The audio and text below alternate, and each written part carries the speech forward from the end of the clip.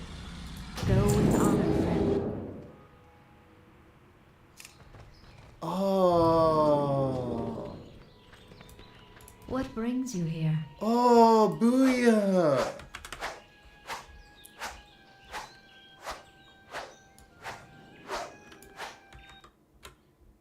Guys, look at this Booyah lore. Booyah joined the Dark Moon Fair in retail. And she's a fire juggler.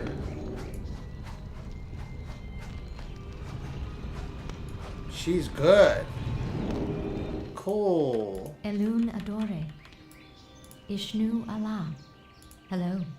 I am listening. Enough already.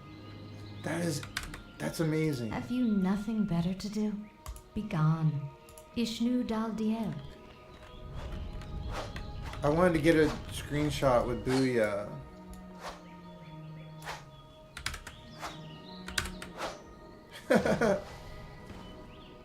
Booyah joined the Dark Moon Fair. Where's my dance? There we go.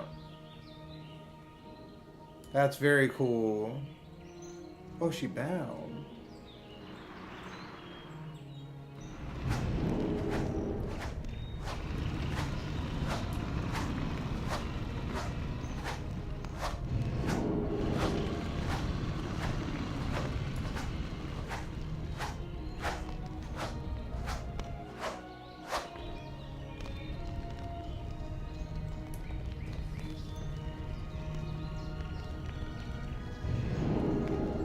Also, Dark Moon Fair. Oh, they bow for each other.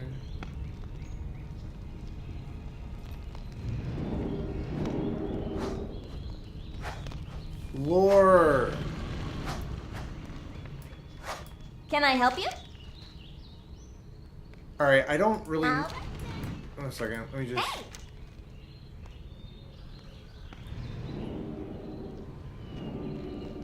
Be seeing you.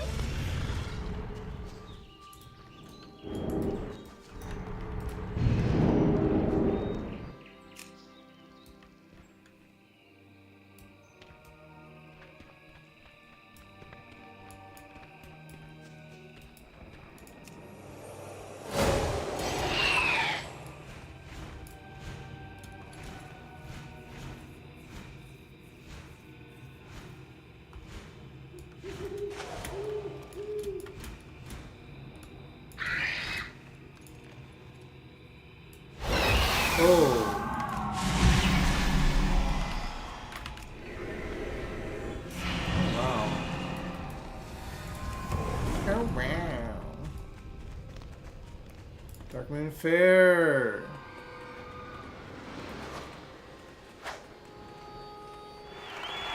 So also. Hey. Hey. Do I still have my tickets? I don't think I do. Oh, did I sell them by accident? Hold up, let me see. Do I have to start all over? I remember because like last year. Hold up. Oh, hello.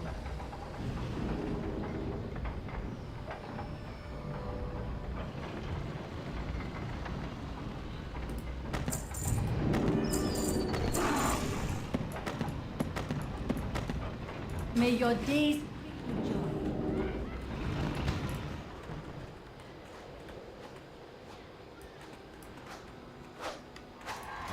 Interesting.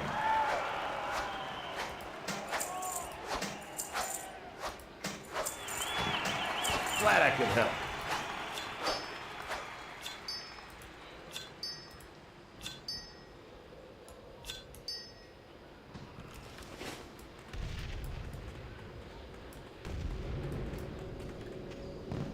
Time is money, friend.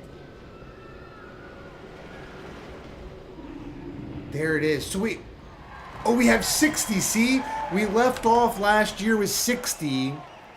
They are still there. Oh, that's what we want.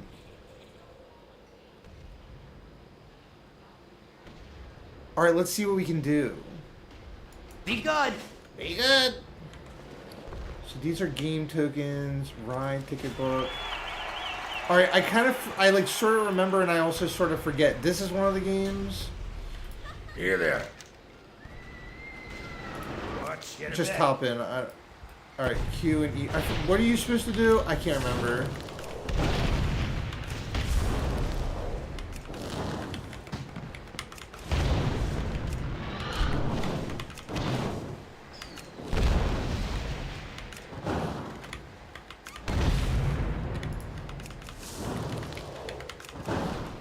What? Am I tripping? What's going on?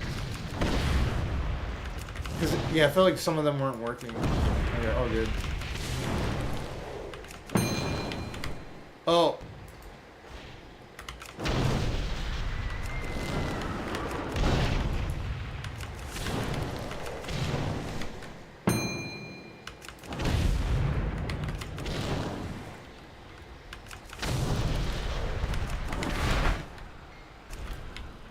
Alright, did I get a ticket? How are you?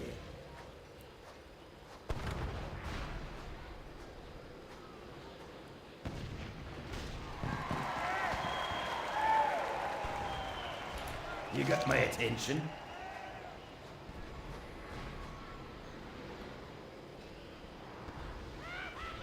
Dark Moon Game Prime. Be good.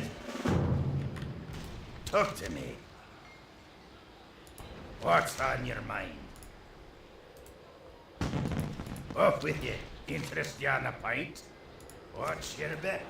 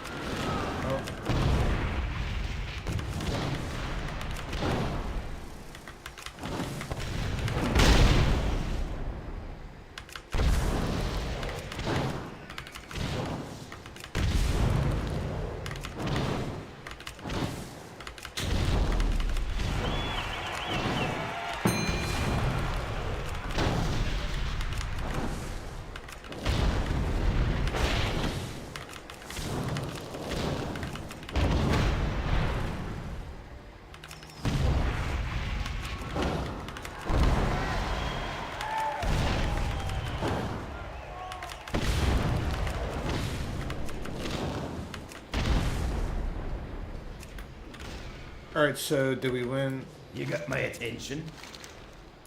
Be good. Oh, what did we get? Oh, top hat? Oh.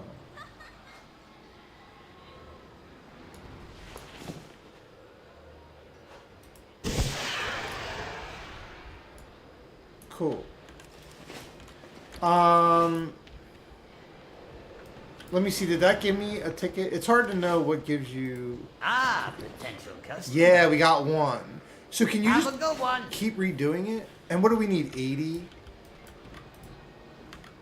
Hey, how you doing? 90. That's fine. Keep it real. So, hold up, let me think real quick.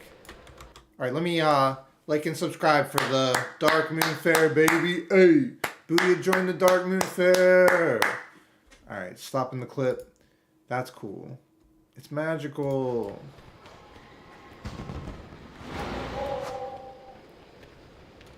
Let me think real quick. So I'm also trying to like do the math. Can you just do it again? And is there ones that give you more? Hold up. I have to use the rest. Talk to me. So no. Oh, Okay. It's each day you're limited to the challenge. Blah blah blah. All right. Be right back. Here. Let me get a better view. Sorry, guys. There we go.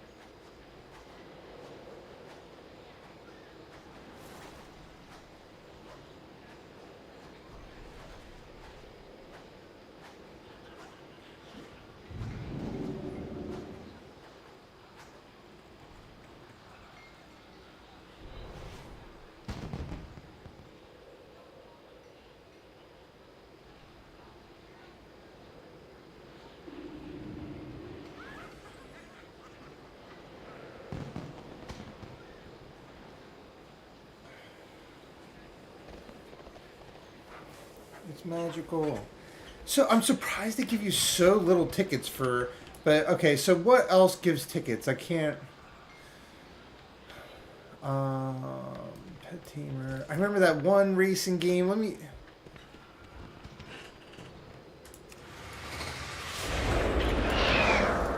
All right, wait, that doesn't work.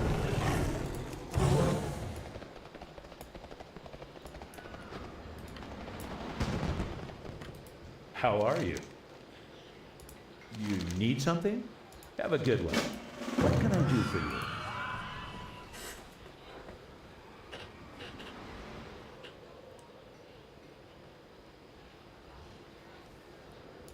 See you around. I don't remember how to play.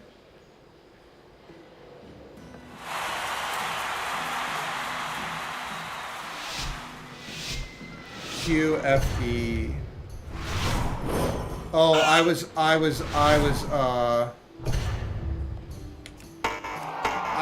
not paying attention.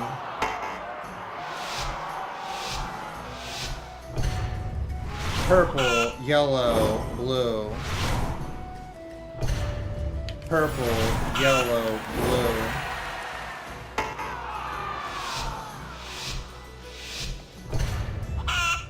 Yellow, blue, yellow. Yellow, blue, yellow, purple.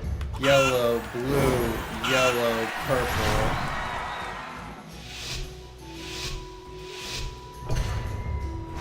Purple, blue, yellow, purple.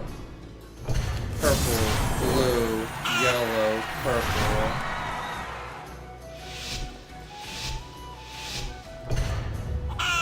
Yellow, blue, yellow, blue. Yellow, blue, yellow, blue.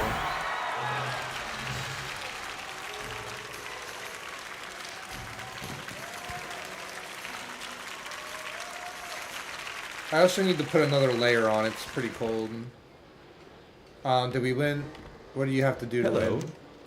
Good day to you. Show me what you got. See you later.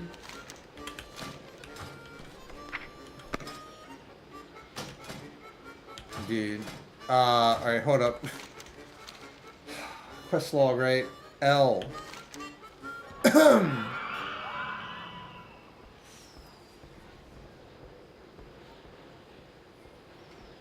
Dude, it is so cold. Let me put the heat up. Jeez.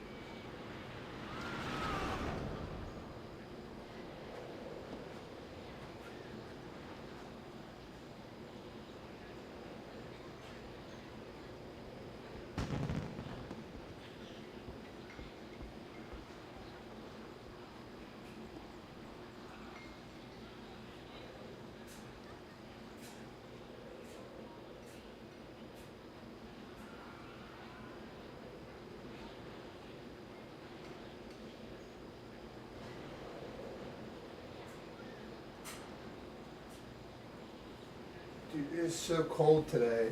Oh,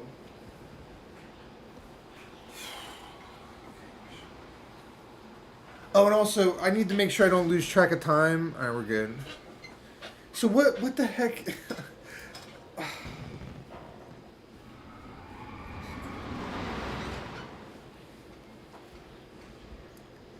Accolades earned. Okay, so you just need to do it more. I was like, what is going on?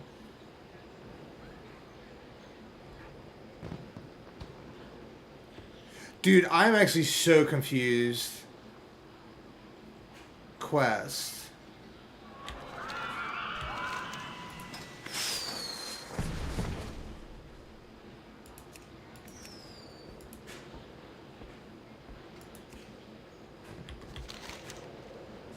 Like, oh, Dark Moon Fair. Jeez. There's a lot going on retail. Okay. Hey there.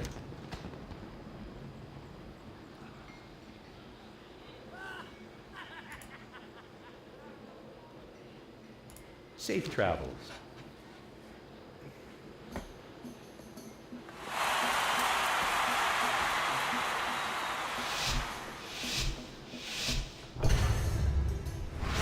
Purple, blue, yellow, blue.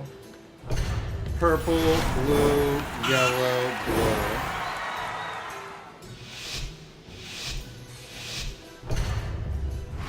Purple, blue, yellow, blue. Purple, blue, yellow, blue.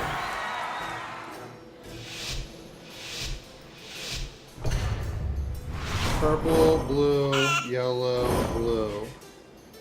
Purple, blue, yellow, blue.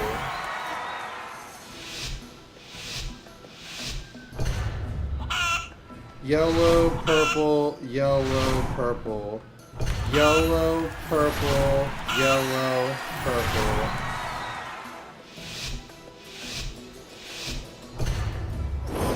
Blue, purple, blue, yellow. Blue, purple, blue, yellow.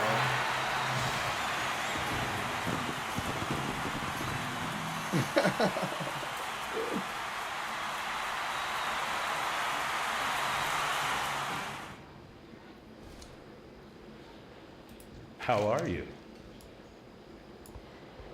Hey there. See you around. Let me see, and then do each of these just give one? I can't even believe I got 60 of these last year. That's crazy. Fireworks. What are you looking for? Oh wait, I didn't open it yet. Well, friend. Yeah. You get one at a time. What? No wonder we took a break on this. And it only lasts for a week. Let me do the math. So 30, 1, 2, 3, 4, 5, 6. If every day we get 5 tickets, we should be fine. Dude, we are going to get that stupid tabard. That's crazy.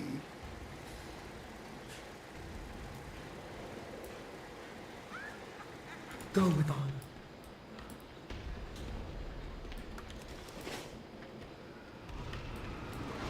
Choose wisely.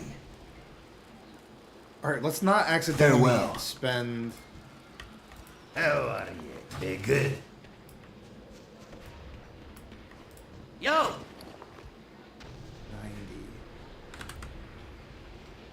Jeez, that is crazy. There's gotta be... Be good! Let me just check to make sure that I'm not doing this, like, super slow approach. Hope everyone's doing well, by the way. So, like, Warcraft retail, Dark Moon Fair, how to earn tickets quickly.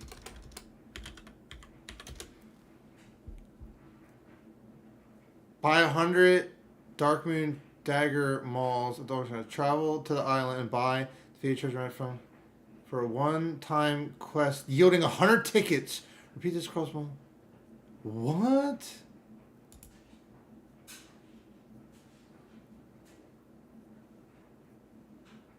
Buy the map.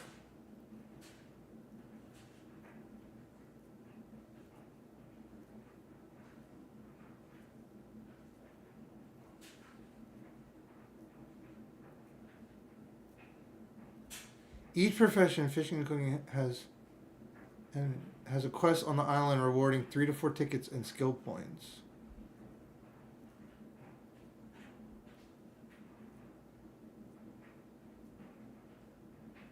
Tickets. Yeah, 250 Dark Moon creature tokens. A PvP battle for extra. Dark Moon Arena chest. Fast daily monthly activities. Yeah, there's these for 1 ticket each. The Tonk, the Ring Toss. Dude, let's do the one where you get 100. Dark Moon Arena chest. Every 3 hours for 5 tickets.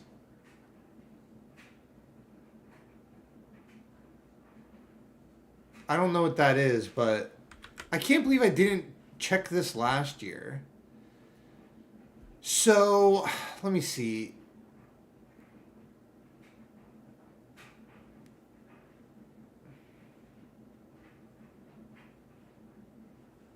All right, hold up.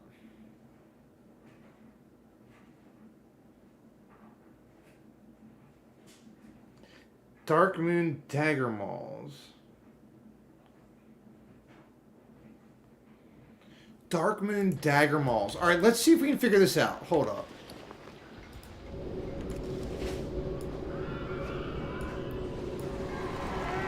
Wait, is the only way, can I just like leave instance?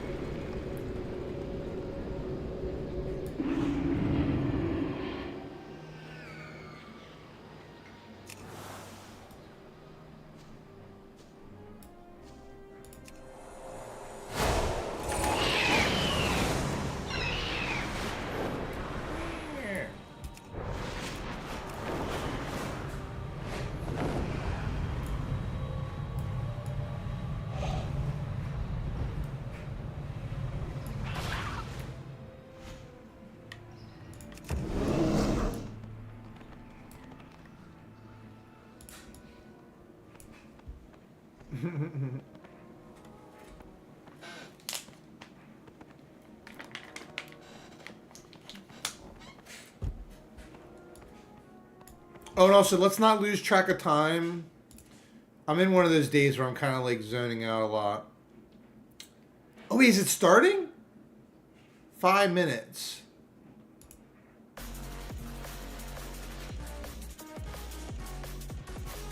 All right, hold up.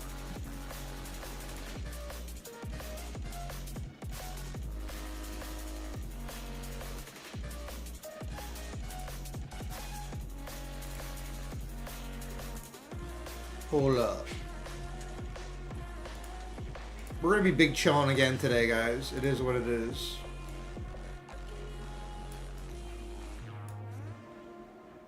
All right. And I'm probably gonna just like, yeah, I'll watch party the beginning, and then maybe after the first round or at any point, I will just kind of do my own thing, because I'm gonna be just like playing Ridge Racer, big chilling, you know, big chilling. So, Dark Moon Dagger Malls.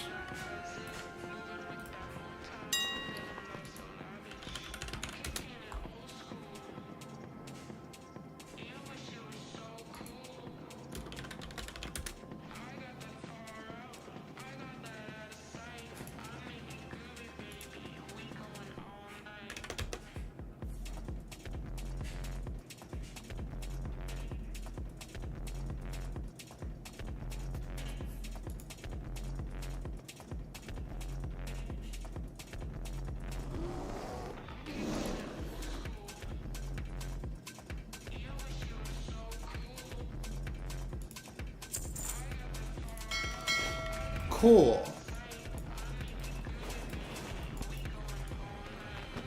So this would be amazing. We could be able to get it today, theoretically.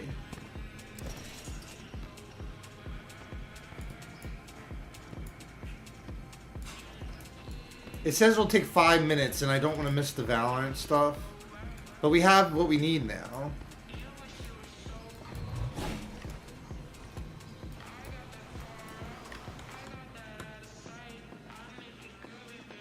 Let me get this. There we go. And then streaming's easy. There we go.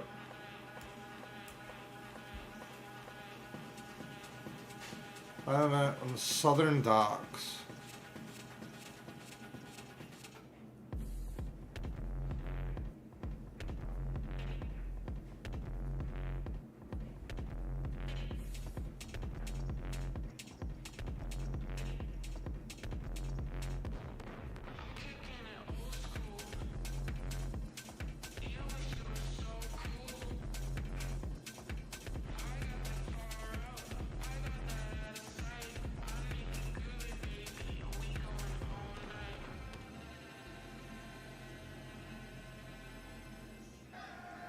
Welcome, ladies and gentlemen, to the second day of Masters. I'm here with Mixwell. Mixwell, how are you feeling for today?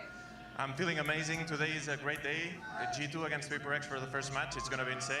And the crowd is the best crowd I've ever seen, so I'm really happy to be here. Definitely. And now I want to ask for predictions for today. Who do you want to win?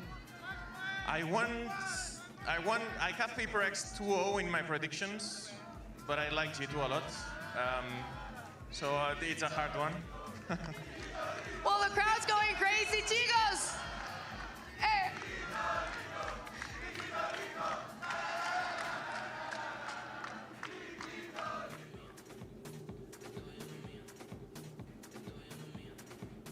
Let's go Team Liquid. Oh, so G2 versus PRX. Hold up.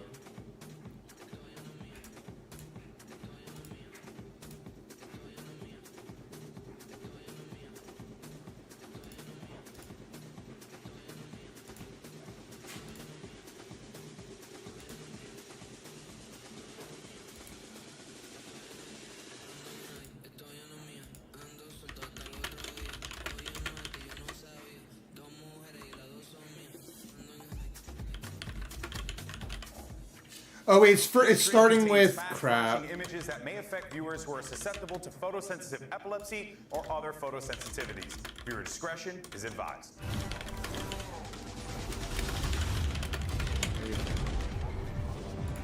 All right, polls up, guys. Go vote.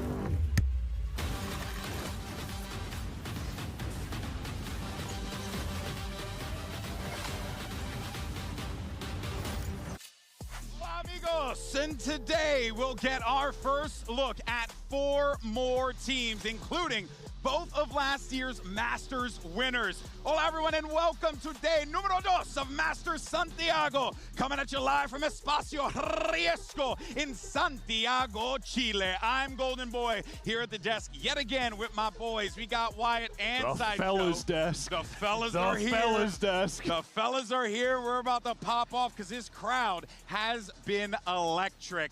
And now, real quick though, can you roll an R for me? Nope. I'll give you an Hi, get spicy? All right, look at that. We're going to continue to work on that for Wyatt. In any case, though, folks, we're in the Swiss stage here, and we got 8 teams that are fighting to grab 4 spots that are open for playoffs. And of course, we've got 2 incredible matches that are on the docket today. You saw the matches yesterday. You had EDG versus the Mates, NRG versus XLG.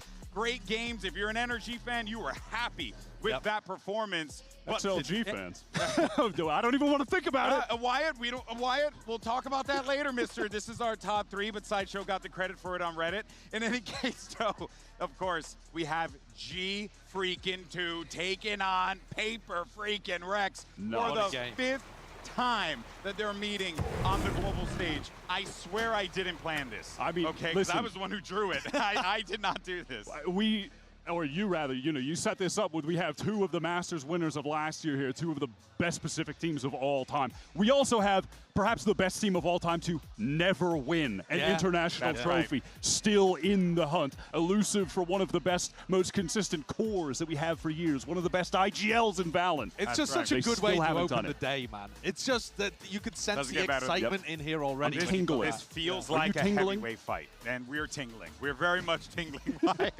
Now, it's just words that we say. It sometimes don't get us fired. It's impressive. And by the way, later on today, we got that T1 Team Liquid matchup. You don't want to miss it. But let's focus on the first match of the day and the subject of today's MasterCard fan poll. 'Cause we want to know who you think is picking up that dub. Is it going to be G2 or PRX? The all-time record is 2-2, if you can believe it. I swear we didn't script it this way, but please scan that QR code. The more you say it, the more sus I'm promise, getting, GB. we've never scripted this. Never in a million years. Let us know. Scan the QR code. Get involved. Tell us who you're rooting for. Use those hashtags Valorant Masters and VCT across all the different social media platforms. And we're only going to feature the good stuff on the broadcast. But, fellas, it's a fun day today. Feeling in the spirit, you know, a little salsa mood. Yeah. You know what I'm saying? Yeah. I'm in the mood. Little cumbia, you know what I mean? Get a little Oh, no, I going. get what you're saying. Okay, so let's play a game. Okay. You want to play a game? Yeah. Right? Yeah. All right. Ruin my dignity, why don't you?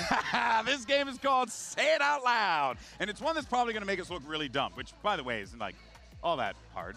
Now, we're going to try and pronounce a string of nonsense, which is crazy because that's actually what we get paid to do. And you're going to have to figure it out, okay? It's a couple Valorant phrases, couple Santiago things, you know, like we'll keep everything nice and related. So let's go ahead and start this off. And by the way, in the chat, if you get it, type it out. So here's the first one. Batkin off flash. Batkin off flash. Batkin off flash. Wait, something flash. pop flash. Something about pop. Maybe Backing off flash.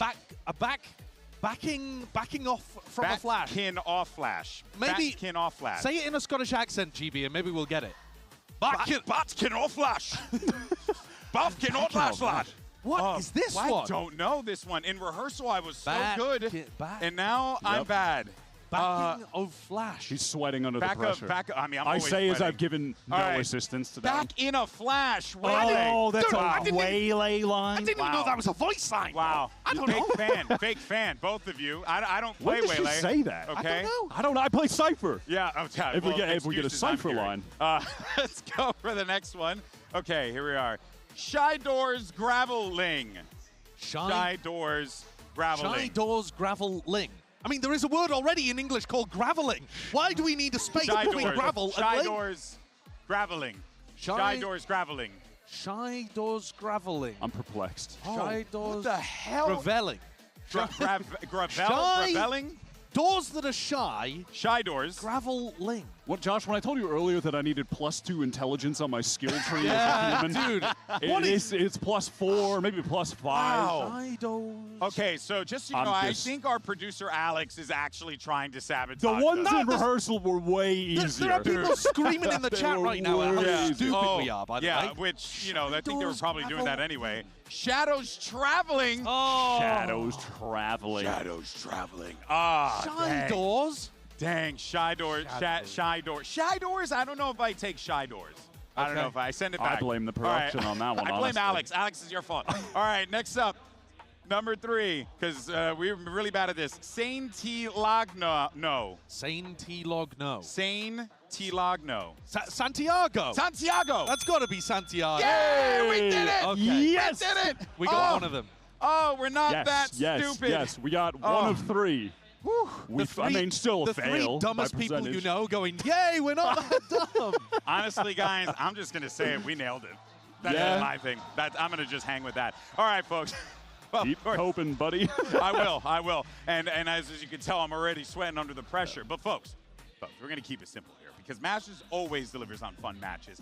And more importantly, incredible fan experiences. And if you can be here in person, you get to experience all of it. So here's Valina with a little tour through some of the cool things we have going on here at Master Santiago. Hi guys, I'm here with Mecanela, the Artist Valley. Actually, we have some really cool things here. You can check them out. Y ahora, Mecanel, como primera pregunta, ¿cómo está haciendo crear todos estos dibujos increíbles?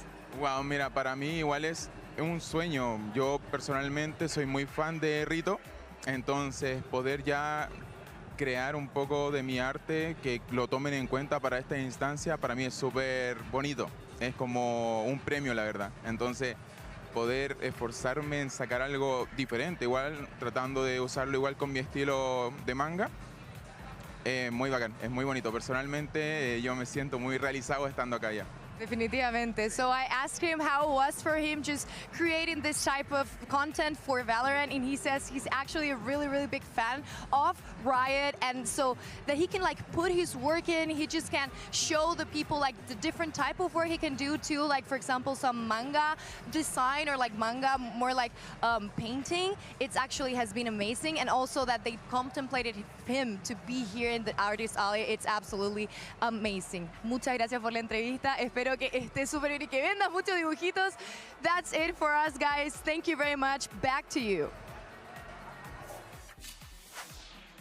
Again, we have some of the greatest creators and creatives in general in the Valorant community. You want to go over there and pick up some stuff? It was like $2, $5. Very, very affordable. It's great, and you get good stuff out of it. Yoru looking like a snack there. Okay, Josh. Okay, sorry. No.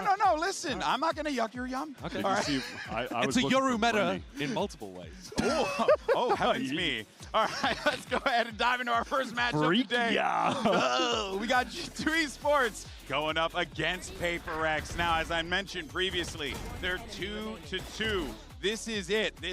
I wouldn't say this is it, but it does feel a little they like might play it. again. In a BO5 very possible narrative, though, right? You want to be able to get that one the win rubber over your opponent. band The match. rubber band match, Wyatt. Except they're probably going to face again maybe later in this tournament, maybe. Probably later this year, because they're consistently two of the best. But for now, it settles the score, GB. I think the fact, though, that they're meeting this early in Swiss actually means they might be unlikely to both get through to playoffs. Because one of them's got to take the L here, and then you must win your next two matches. So I would love to see a rematch later on in playoffs between these two teams, but only if they deserve to get there and play really well. Now, of course, you see Giacomo there as he's getting ready to warm up there. This Aura guy farmer. really was instrumental in the success that this G2 team had last season. In 2025, they managed to pick up domestically 3 titles. He's got Booyah on his mouse pad. The problem is, Sideshow, they have not been able to convert that to global success, which has been a pain point for this team. It is the only thing that I would say is tarnishing their legacy. At the same time, though, they have recognized that they need a change, and the change has been controversial, but at the end of kickoff, you're seeing why it's, or at least you're seeing the vision, right? Yeah. Early on, we were like, well, why are they putting Leaf on Breach? What is going on? And then you get this, you get Jorg playing Phoenix, you get ISO Waylay comps on Corrode, Baby Bay, instead of being the, like, Chamber Viper kind of players, picking up Waylay and Duelist stuff. And suddenly you're seeing this vision that they had for this reincarnation of the team as being an aggressive version of themselves. Yeah, we needed that. This is the most fun that G2 have ever been. Like last year, they were regimented. They were playing to the meta better than anyone in America, certainly, because they were untouchable.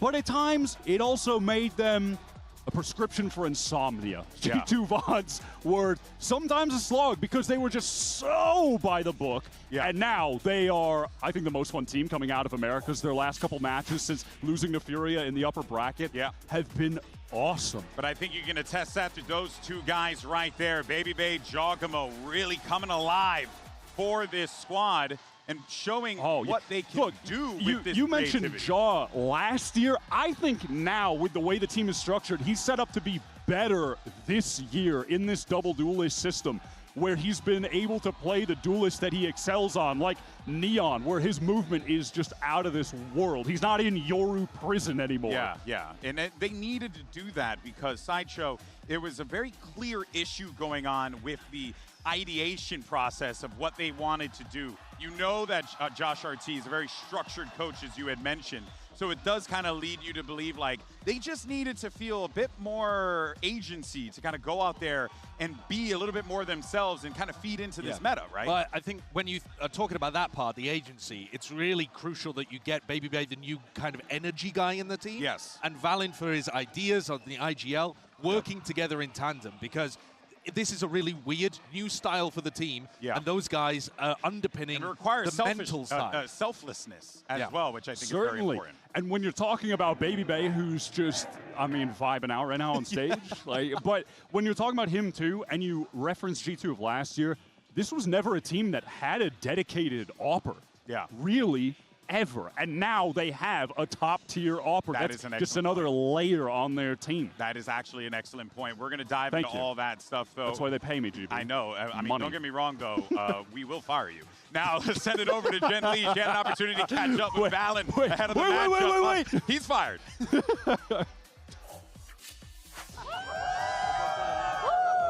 Well, here with G2's Valen, now 5 globals in a row. You guys face PRX. So what excites you about your 5th encounter with PRX?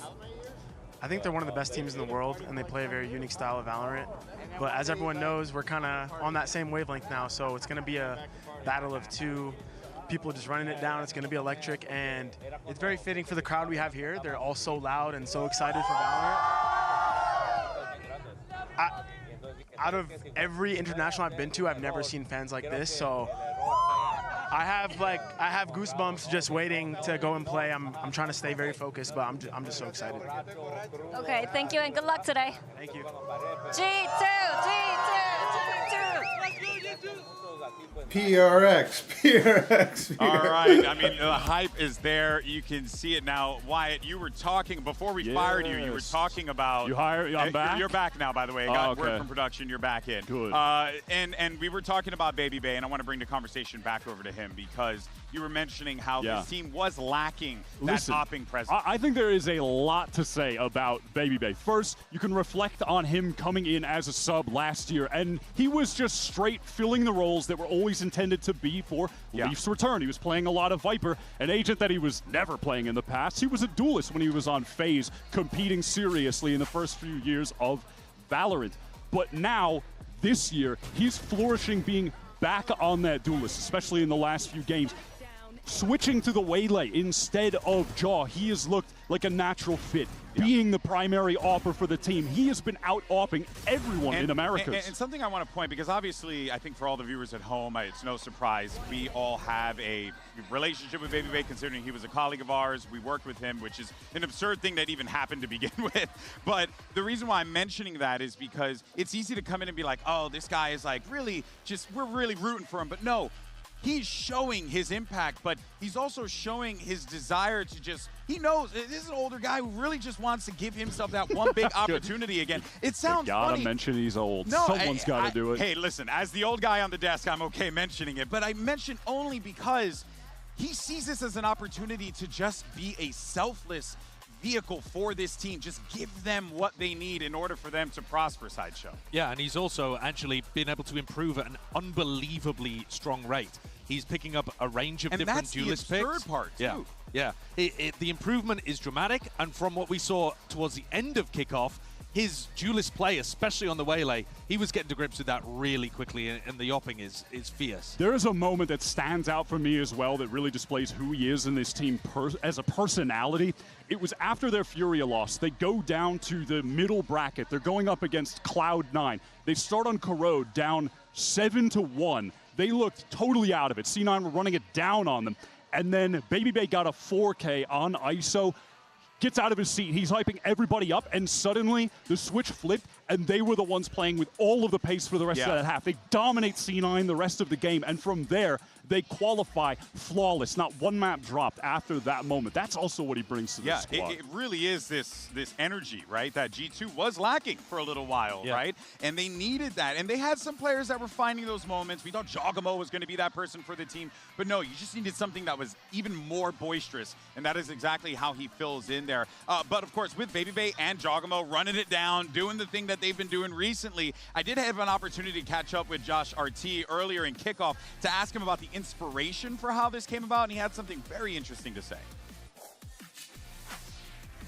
I mean, I got to give credit to PRX. They downstaired us in an off-season tournament on Haven. I'm like, why not just try it on Pro? So wait, you took it from the off-season tournament from them? Yeah.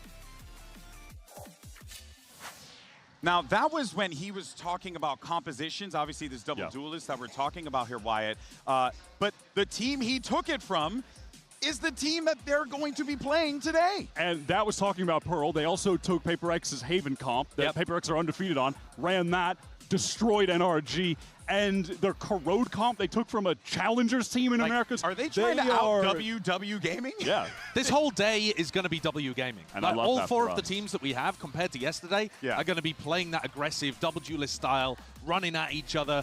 And I think that's where Paper Rex's experience actually matters so much, because they have played that W Gaming against other teams that try to do it against them a ton. Yeah, it's that experience, but also that inspiration pushes them forward here. But on the other side of the field, they can take that inspiration from them, but few can implement it as good as these guys. Paper Rex. Now, you're seeing, if you're a longtime viewer of this team, you know this core: Divide, Forsaken, Jing, something. But that fifth man has always kind of been a little bit of an outlier for this team. This time around, we got Envy in the team. A rotating piece that always inevitably ends up being a guy with all eyes on him, because the rest of the core is so beloved, so tenured, so talented. And I think that as that kickoff run went on, Envy definitely stepped up and found a lot of consistency. Well, if you can give us, I asked yesterday for the elevator pitch. What is the elevator pitch for those who may not know about Envy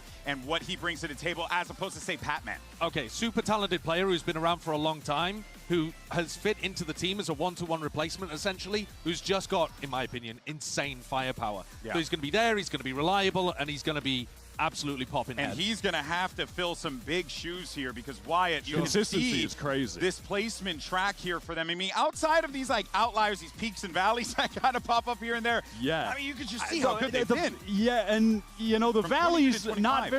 they're not valleying that hard. If you just ignore the lock-in, because there were 1,000 teams at that event and it was like a one-off thing, just don't look at that. And the rest, the average placement is crazy high. It's got to be like around top 5, something like that, for years.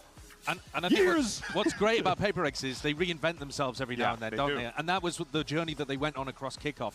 They didn't have a great kickoff the entire time, but towards the end, they found what worked for them, changed around some of their comps, and found that when they lent into their style with the people on the right roles, with Forsaken playing more Yoru, it worked. Huh, interesting. It almost sounds like G2 and Paper X kind of followed very similar journeys up until this point. It's going to be fascinating to see how the clash there. Oh, storytelling's happening, brother, in real time. Let's go ahead and send it back over to Jen Lee. She had an opportunity to catch up, one of the greatest of all time. Here's Forsaken.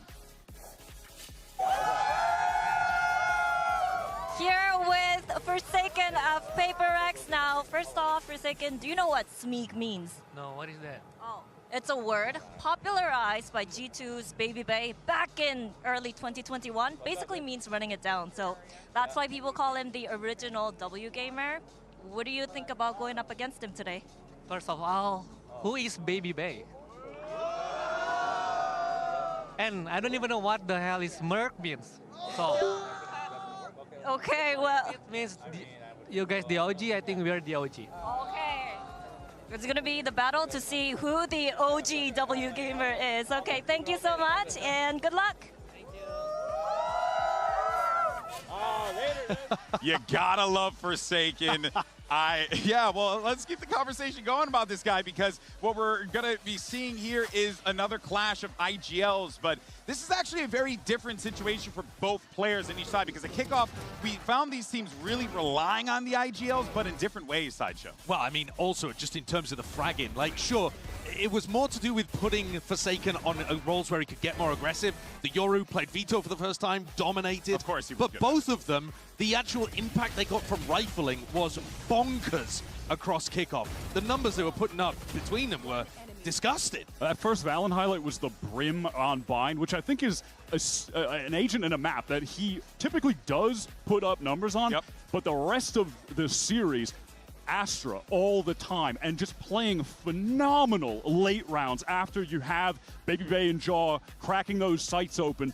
Valen's putting down all his stars, but then late in the round, clutching, multi-kills to close it out consistently and dropped like 65 for 30 in the final. And Forsaken was like 100 to 50. Yeah. Just The thing- obscene stat lines. The thing I They were keep freaks, GB. No, they really were. But the thing that I keep leaning back to there is like you have so many opportunities. Sideshow with G2 feels like Forsaken's a big win condition for this team, right? He certainly is a big win condition. Forsaken must be performing at the moment, especially with Something and Jorgamo actually on both teams. Yeah. Not quite in their final forms just yet. If either of those two wake up, though, that's a huge difference. The depth on PaperX has obviously just been outrageous for forever, basically. Yeah. But every time they head into one of these internationals, they have one player that is just always in God mode. Well, like yeah, it's Something Forsaken at the at moment. Champions, Defy in Toronto, heading into Toronto, and now Forsaken is just the one in God mode. And then when someone else wakes up, All right, well, you know the other what? team is caught, GB. Let's see how God mode they can be, because ahead of Masters, Achilleos had an opportunity to sit down with Forsaken and Defy to test how well they know their opponents and their emojis. Check this out. Hello, I'm Achilleos, and I'm here with none other than Forsaken and Defy, and today we're going to be playing a little game that we call Emoji Masters. I've got a bunch of cards, and they have some emojis on them, so I'm going to show them to you, and you have to guess which player the emojis represent. You guys good? You understand? Sounds good. All right, we'll get started. So here is your first one. I think this should Couple. Lovers Rock. Okay, yeah. there you go. Defy's on the money.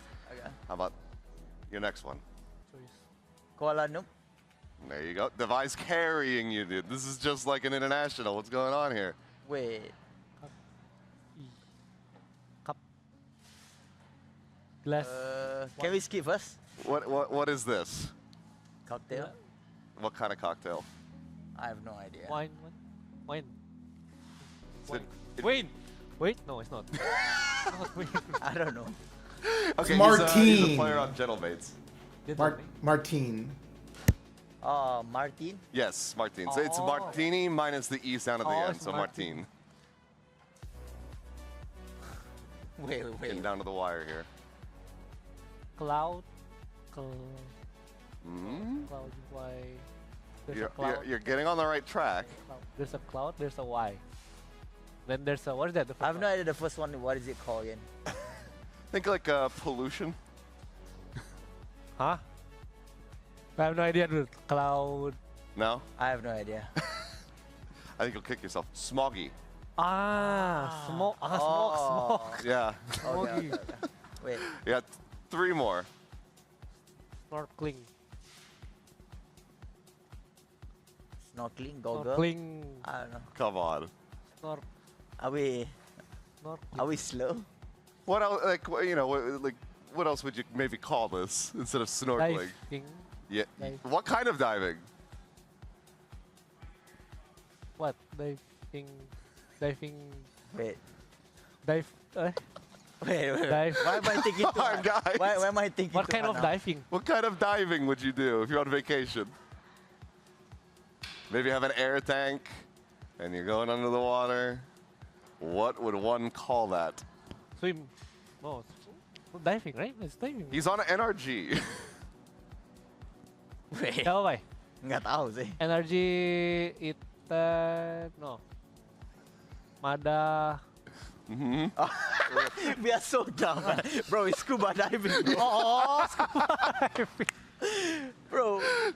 What the heck? It's okay. You guys are paid to play the game. Hey guys, not to the be fair, it's early in the morning, okay? It's early. Now, surely. A shrimp. Okay. From AG. We got there. This is the last one. I'll hold it close. Baby Bay. Baby Bay. Okay, there you go. Baby Bay. Baby Bay. Yeah, okay, we had a little bit of a rough patch in the center, but I was thinking too hard, and I was like, bro, Scuba dive. it's okay. It's all good content. but at That's, least we got it, right? Except the smoggy. yes. Do you think you would get it? The You got smoggy? all. I did. I mean, it probably. It took a second. But That was like kind of a tricky one, you know? well, thank you guys so much for joining me. Best of luck in the tournament. Thank you. These guys are cooked, man. Let's open These guys the are server. Let's open the cooked. server there a little bit more. I think 73% The people. fans believe in them, but I don't know after that. They better be dialed in. Oh, my. man, there's the results of your MasterCard fan poll, and the community is saying 73% for PaperX. We'll, of course, see if that is the case. It's going to be a great matchup. We're pumped for it. But I think that one thing we need to settle right here, right now, where the map picks and bans, what we're going to be playing. So let's see where our teams are headed.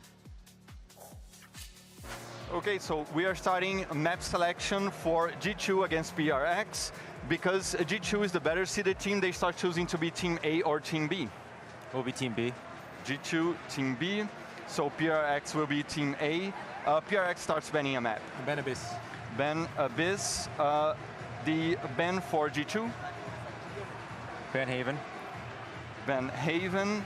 Map pick for PRX. Pick Split. Split? Yes. Okay. Side on Split for G2. Attack. Attack. Map pick for G2. Corrode. Corrode. Yeah. Okay. Side on Corrode for PRX. Big defense. Defense, okay. Second set of bans, starting with PRX. You have Bind, Breeze, and Pearl.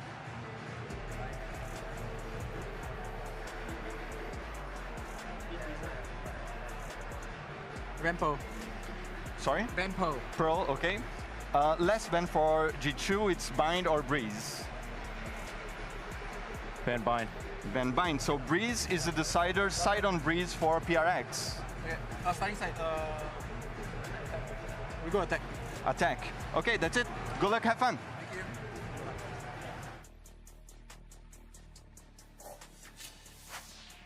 you. I'm confused about a couple of things in that one. G2 perplexed. deciding Illuminate to me. go into Breeze towards the end, that's confusing to me a little bit. When because Bind is right there their for bind you? is so nice, and it's been a map where PaperX have been struggling. But on the flip side of that, PaperX decided to go into Split, which I don't think they've been that great at domestically. And it's the map where you get Jorgamo unleashed on the Neon, the Waylay coming out for Baby Bay. I think maybe PaperX have got something up their sleeve there because Alex was so fast on the draw to go towards Split. On the Corrode pick for G2, I think historically, G2 have picked Corrode at bad times. They have had bad reads on that map and have forced it, but I don't think this is one of those times. No, I agree. I think they have solved that map with this ISO look that they've been running. Which is crazy, by the way. Yeah, with that ISO. One team playing ISO, the other team playing Phoenix. In addition to that, PaperX on that map have struggled hard on defense. Against RRQ, they only got 3 rounds. smells. Against DRX, they only got 1 round. And against Jemkin in particular, they struggled against an attack op. You know Baby Bay loves attack op and I don't just know, boys. generally. Something's stanky and it ain't me. What it is ain't me. what is stinking, bro? I don't know. There's something What are you afoot here. smelling? There's something afoot. Someone is trying to trick someone here.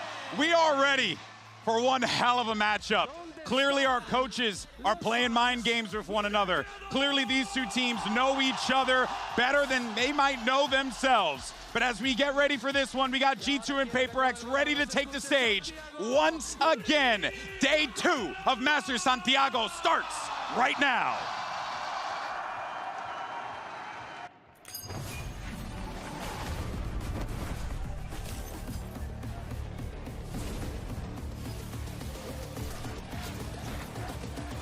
I'm making Butterball some food.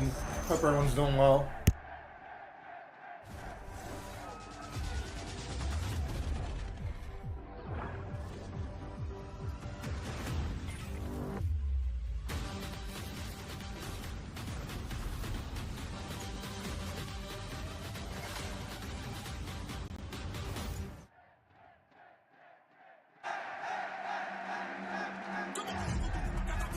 ¡Es momento!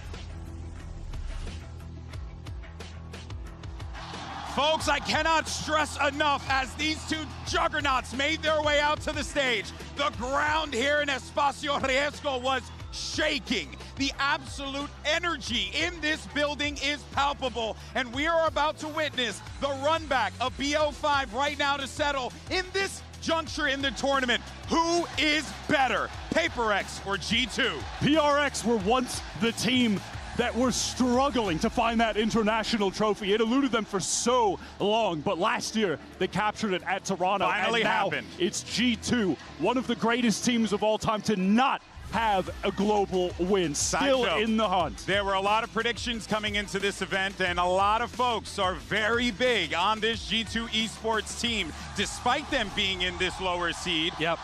Do you feel the same way, that this is a squad that could very well be lifting a trophy at the end of Chile? I'm looking at a team that has reinvented themselves, that has found something that works brilliantly, but they aren't match tested yet against squads that play the W gaming like PaperX. Looking at the maps, I could see a G2 2-0 here, genuinely, across Split and Corrode, with how good those maps have looked. But if it goes to Breeze, even though G2 took us there, I think I would be favoring PaperX. So for PaperX, it's about grabbing a win early on, and they seem confident on Split. And you're talking about this reinvention of the G2 strategic approach to the game.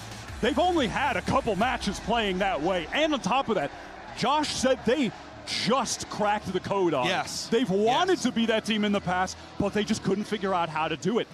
That being said, though, does that mean that they're peaking at the right time? That's something that Valen was discussing in interviews during Americas, that he realized with NRG's capturing of the Champions Trophy, that so much of what you need to do as a leader is make sure that your team is in form when it matters most. And I think this run might be setting them up right in time for that moment. What's fascinating about every single time these two teams match up is that you feel like you're getting a different version of each team every single time. But the consistent through line has been genuinely W gaming for PaperX. Despite their carnage, you know, they maintain the same identity, even if it looks different every single time. Whereas G2, they've been a team that they were the structured team, the team that does everything by the book. Then they became the team that got a little bit more free-flowing, but still had those strategies. Now we're seeing a team that could very well become unleashed in this moment in time. And Josh, I think we're running into a situation where it's, you know, maybe like the unstoppable force versus the immovable object here, given how things are. Well, that's how I would have described the previous style matchup, where G2 were the immovable object and they had to catch the aggression of PaperX. So it's just unstoppable force versus it's two unstoppable force. Exactly, it's two unstoppable forces, and I don't know. Put that in my blood. I don't know who the hell is going to be able to win when things are getting so fast tempo, and there couldn't be a better map to start that compared to Split. Both teams playing double duelists, both teams running at each other, and it's about those quick moments of, can we A-ramp retake before somebody else pushes screens? You know, there's going to be so much fast IGLing where people have to make decisions in the moment. A moment ago, the camera was on Babybay's face, and you could see him just saying, wow, to himself. He can't believe that the crowd is going off in this way, but it has to be surreal for him. If you take the lens further back, that he's here at all, playing in front of this crowd, and you gotta at a global with the best team historically in Americas. And you got to think about the fact that in this situation before, he was the sub, down a lot of pressure on him. Now he's got to be the guy. With us, he was a freaking commentator. Now he's got to pop off, Josh. What you see? No composition changes from PaperX. I thought if they were going to pick Split, it would have some kind of twist to it, but it's not in terms of the comp. We've seen them play this before. We know roughly what the approach is going to be. I think this favors G2 unless PaperX have really tightened stuff up, or they get monster performances out of something who has been a little weak recently. When G2 debuted this comp and the switch up of Dre to playing that Waylay, the Americas teams were not ready for it at all. PaperX have a chance to try to counter that ruthless aggression that these guys play with. Here we go. It doesn't get any better than this. Two juggernauts are about to go head to head, and who better than to navigate us through all the action than Pansy and Hypoc. Oh, I'm hoping for stormy waters here, Mike. You've got two heavyweights going blow for blow, but we have questions coming into this. I mean, just looking at the veto as well, they were so quick to go to Split. So straight away I'm thinking, right, ace up the sleeve, comp change, total overhaul, because it's been lackluster. That's what I'll say from PaperX here. G2, this is well drilled. It's rehearsed. They looked fantastic domestically here on Split. So opening this up, it's, again, I'm with Josh, this is so hard to call here. It's a form on the day question. We'll have the answers for you in a matter of moments. PRX on the defending side, G2 on the attack. Look at this triple stack. G2 under smoke right now, going to walk into the blender. Yeah, but do they get to live here? Trade out so far, something still holding. Making sure they can't scale in, and look at the damage done as well. Trent down low, Valen taking a little bit of chip damage too. Look at Forsaken as something, no. Trent his angle, Leaf will find one. Forsaken will fall. G2 to swing onto this now. Yeah, PRX trying to get proactive elsewhere, maybe trying to find that next step in the pathway that G2 wants to walk. But Leaf, the immovable object, not backing down. Trent by his side and Devi looking to catch him in their heels. Has a Sheriff and has more HP than either of them. Valen's just enough HP to survive one, but I Trent like here on that. an off angle. I like it from Trent though. It feels a bit risky, but I quite like it. Hold the line, Devi. He's reading it, man. Oh, God, he tried to read it.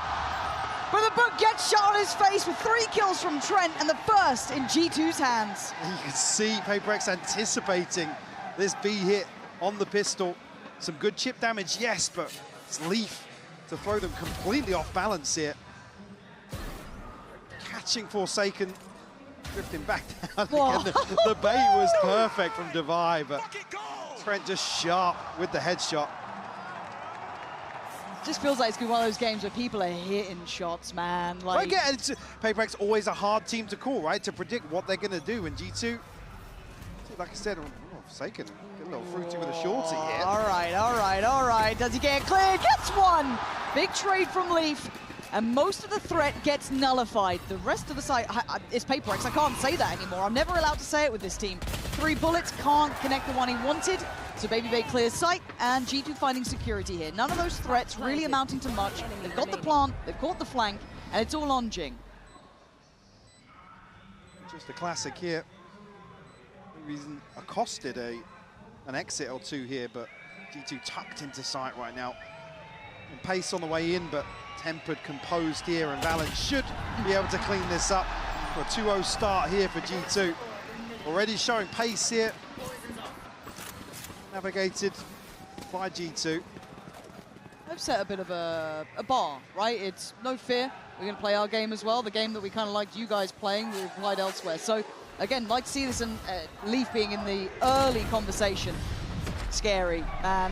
Really, really scary. If he starts finding form throughout this, a nice early start, a confidence builder, that does add another string to the bow for G2. But buy-in now for PRX, so they do have that to lean on. No ults instantaneous to hand. And let's see how they start this off. Out here, G2 not going to catch any of this damage. Jorgamo still on guard, despite not committed here, so G2 just probing for potentially an opening engagement. See Baby Bait recalling back from mid, and something looking to get... He's actually just straight down, Trent's going to find it. Yeah, Trent, super heads-up work from G2, taking the space and then pausing somewhat, but Jaw is on the hunt, man. He's already spotted him out on the cross. Jing trying to hold this to deny the scale up to pinch through heaven. That's good work from Jing. This made this bonus not look so good until then. A stubborn fight in heaven, and Valen with an opportunity. It's Envy now in a 1v3. Real damage here done, so everybody healthy on the side of G2. Not many options here. A bit of util, but again, G2 just happy to tuck in now. The bonus on the cards for him. He might be able to isolate one here, though. Good, but Valen's position just on that sidestep, so good. Upgrades, let's see how many they get. Do they get all 3? I think, yes, they do. Okay, G2 will be loving that. PRX looking to take the fight through, catch the backside of this mid-drift from G2, but G2 just pivots so quickly into the B site. I mean, Forsaken has nothing to do there. God, this is an early timeout. Very say early it. Just timeout. seeing this come in, as we were in the replay, this is a round 4 pause. If they had a plan for split, something is not lining up. Like I said, you have to assume so. The desk even highlighted how quickly they were happy to call it. And you'd hope, again, it's not been awful, but in terms of the overall ethos for PRX, it's certainly been underwhelming in terms of what we saw previously on Split. That's not even to say it's not a poor record, right? But last showing, this is Detonation Focus me, a 13-2, but different caliber now, isn't Yeah, it? very really? different, guys. Especially if you look to the G2 bots. Well, yes, which you imagine you would be coming into this. It's not unexpected. The fans hoping to see that incredible form from PRX that we have seen from them. But again, walking into this, it was causing questions on the desk. It caused us to certainly pause for thought. What is the game plan in mind? Because so far, G2 have executed whatever their plan was perfectly. They are happy with this. It's explosive. It's very well crafted. It's the best of both worlds, it feels like. Sun Pro is no ultimates available for the start of round 4. I think PRX is going to consider some sort of purchase between Sheriffs and maybe Jing finding a weapon of sorts. Looking like it might be a wide open B site. Yeah. Come out of this timeout. See, with the right read in that regard and not shying away from it. Be conscious though of what they've purchased on the other side. Maybe a trap set up here already. Rotation coming through from Envy. No resistance on the way in here. It's going to be a really tough retake here. Full 5v5. Yeah, and considering how heavily they were shouldering early, you've been able to read the stack pretty quick, but Plan's going to be in. They are still on site, and PRX looking to go about now. Paint Shell sees, doesn't quite get the connection he would want. Jaw, though, denied vision, but no real sweat yet. Flash turned, back to business. Good tee up for something. Defy, Envy, hold on, it ain't done yet. Leaf now needs a 1v3. This guy's been good, though, but you ain't getting away from Defy. Some insane shots coming out from PRX here. Whereas previously, G2 have been very comfortable to slot into these post-plant positions. I'm really sure how that. You see Jorgamo, the catch on the Prowler, who's considering digging a little deeper, but opting for this safer hold here. I mean, the crucial kill is something coming out from spawn. It's the first one that really allows the floodgates to open from heaven. A little bit of a miscalculation there from G2. That's exciting, that's gonna feel good. Get the fire burning again after what felt like a really early timeout that caused me a bit of concern, but no, they are good. They've answered back. We've got the operator in for something. Well, force the adjustment now for G2. They're going to explore A for the first time. Heavy focus towards mid here. Divide invested here from Valin. Oh, they're in. Okay, so they got sight, but PRX just play that retake again. Well, it's another test. Issue being Leaf's going to get the pit off this. Oh, very late adjustment up towards Heaven too. You can see this ramp clear coming in from G2. There's already 3 players up in Heaven.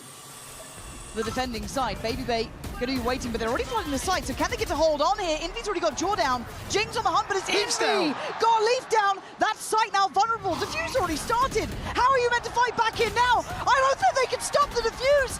Nothing is going to stop this, and it doesn't.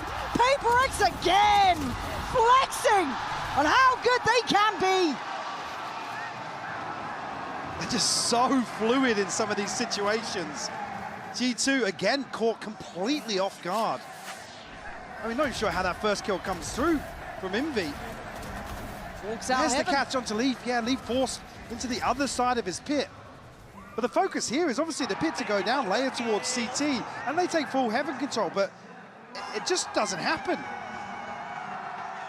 I'm not even sure there if they catch or note something's operator, that's what forces them a little deeper, but those 2 kills coming through as early as they did. I mean, you see it straight on the Diffuse. Cool. Yeah, we know they're layered in Heaven, yeah. We got the round. That was the win con, easily identified and exploited, and reward found. Speaking of early timeouts, this is quick. In succession. G2 do not want to give momentum to PRX. Both coaches may be a little rattled in some of the losses. Maybe sure there, because Valent's not able to stall that out either. I don't know what the hope was. A little bizarre to see, and another post-plant that G2 caught off guard. So the previous being a little more glaring with just a couple of Sheriffs and a shorty or something coming in from Divide. Again, didn't see that kill, don't want to know how, to be honest. Sometimes it's probably best not to know. But still, there has to be a couple of adjustments. Now, again, we've seen the early examples from G2. They've got, good plans well made, but it's, again, those post-plants, those moments that PRX have found their footing, the right tempo to it, the right consideration to it, and at the moment, they're in the right place for it. Just having a little look at the minimap that you'll see in just a second's time for on the A site, and that's where the spike is currently at least committed from the G2 boys. Smoker's going to be very telling, though. Forsaken looking to cut sightlines early, but a flash set up as well. Oh, look at this. It could be a massacre. Jing gets denied. Jorgamo going to catch him up to his usual naughtiness. Forsaken now noted. Something going to find Baby Bay, though. Envy doesn't let them scale. They are fighting them at the gates. And it's going to be a scurry. It's a run. The Spike needs to get over to the other side of the map. But Devi's not left. He's held this down. He's holding it down. As Leaf falls, and he falls back, plays it carefully. Yeah, Spike's still got to make his way through mid as well. So Trent in a pretty awkward position here, but Valen could set him up. He needs to be the hero, but he doesn't go too far. Trent's fallen. That was maybe that small percentile chance that just gets brought to 0. 3-3, Paper X, they've worked you out, G2. And they commit to this engagement, even with the first blood going in favor of Jorgamo. Beautiful setup here with a reveal outside this smoke. Something to catch Baby Bay, that immediate leapfrog on the back of finding that opener. I also love that India was so willing to play into that as well. Lose the front line, he's still there. Yeah. So nice. Somehow, I'd say we've got to a position where Paper X have all 5 ultimates to bring into round 7 here. Still got the operator in hand and a huge cushion now in terms of the money. G2 gonna have to reconsider their approach. Oh, it's a very different look, looking to maybe greet some aggression here.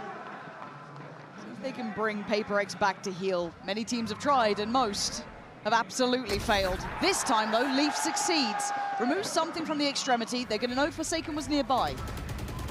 Spot this DP, and Bay's going to try and bait over the top. Oh. Confirmation now. They're already going to rotate on this, Yeah, though. this is drawing, well, potentially 2 players. Looks like maybe just 1. I think they cancelled on that. I don't know what they got or what they're feeling now, but they brought them back towards Heaven. Maybe just this bit of utility coming out from Jaw. The Prowler to follow. Yeah, it feels like they put some utility behind this. They've actually drawn so many ults. Yeah. But look at the spike, and look who's waiting, though, Forsaken. Forsaken, it's on you, and you are absolutely steamrolled. G2 now, keys to the castle, plants up next. Beautiful pivot here. Devi has to try and find this kill to Baby Bay pretty early on, because Baby Bay can hold down in terms of info and pressure, but he does.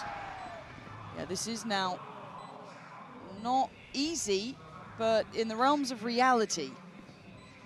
Deep ramp positioning, deep T-side positioning. You're not getting away in. It's a wide open plant as well, and with both players from Paper X following through from CT here. Stall just on going to get top. locked out of this. You might start hearing the whistles going. They can try and fight it, but Valen knows what he needs to do here. Devi, gonna hear that time going. Has to back away from this. By Leaf. Just to note as well, Jorgamo obviously throws up some util towards B, but shows to the reveal. That pulls both the showstopper and Envy's ultimate. At that point, G2, they just have the red carpet rolled out towards, well, just Forsaken solo holding A. I was a little scared, though. Just because it was Forsaken, there was a little bit of fear, but gonna feel good for them. Feel like you're in the minds of Paper X. You do it again. Well, lined up here outside A. Only Envy now. Pit towards mid. Jing here to try and support that, but D2 straight onto the side here. Jorgamo going to get shut down the reveal. Yeah, the reveal going to cost Jorgamo his life there. Envy teed up to succeed, leaving Leaf to get absolutely decimated by Jing. Plants in, but they're dwindling in numbers. Down to 3. Trent, Valen, and Baby Bay. Pacey on the play back through, though. Valen takes a stand. Paranoia goes in. Something commits. It's looking good, but still a 3v2. Valen's just down to Baby Bay. You really got something to say about this? No, you don't. Something going to shut him up and give another defuse to Paper X. Paper X looking to capitalize again on that first 5 to 10 seconds after the spike is planted. I said early on, G2 able to slip into these post-plant positions, get themselves very comfortable. Now, Paper X, a tempo shift of their own. This reveal just gets so much value as well. Crucial kill from Envy.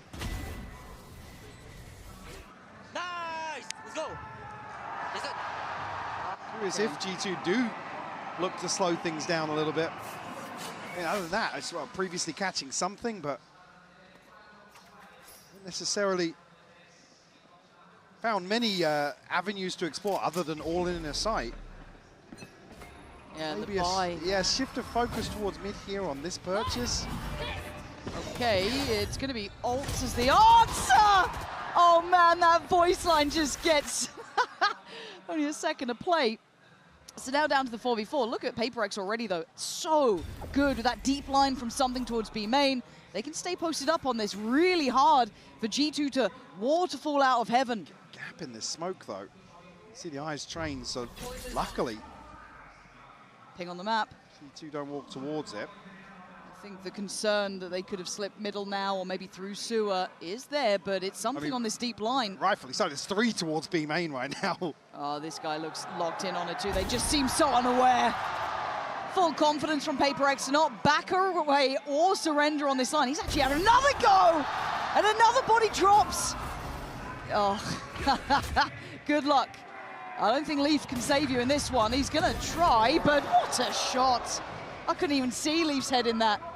It's all on Valen 1v3, but PRX, I've got to say it, they're looking pretty nice to me, yeah. 5 rounds, they are in the lead. This is going to be the approach now for G2 on the buy round as well. Put a little more pressure towards mid.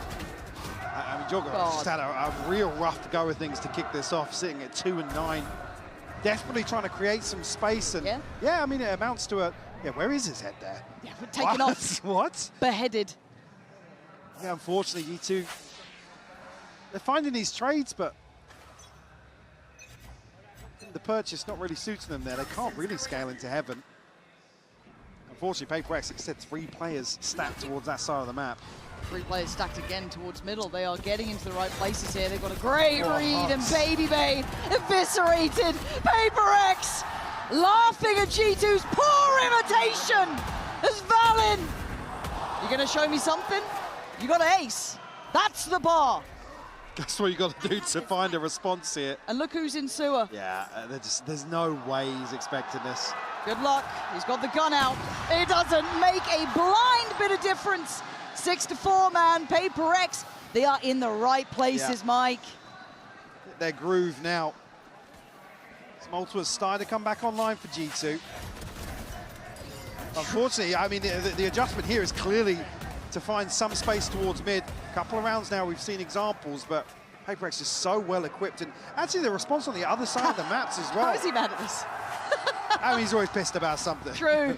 Got to throw a pen, slam a desk, do something. But it's done so well. It's broken the buy of G2. They haven't found a clean solution. You said it right, though. They are trading here and there. There have been moments, but it's just been moments. I was going to say, now look at it, though. There's 3 players for PRX.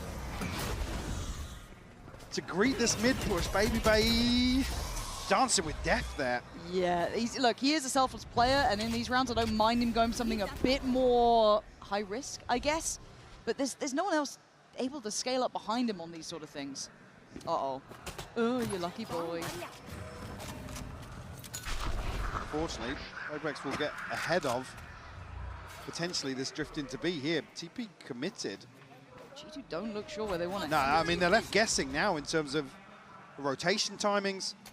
Really got solid information on the whereabouts of anybody on the side of PRX.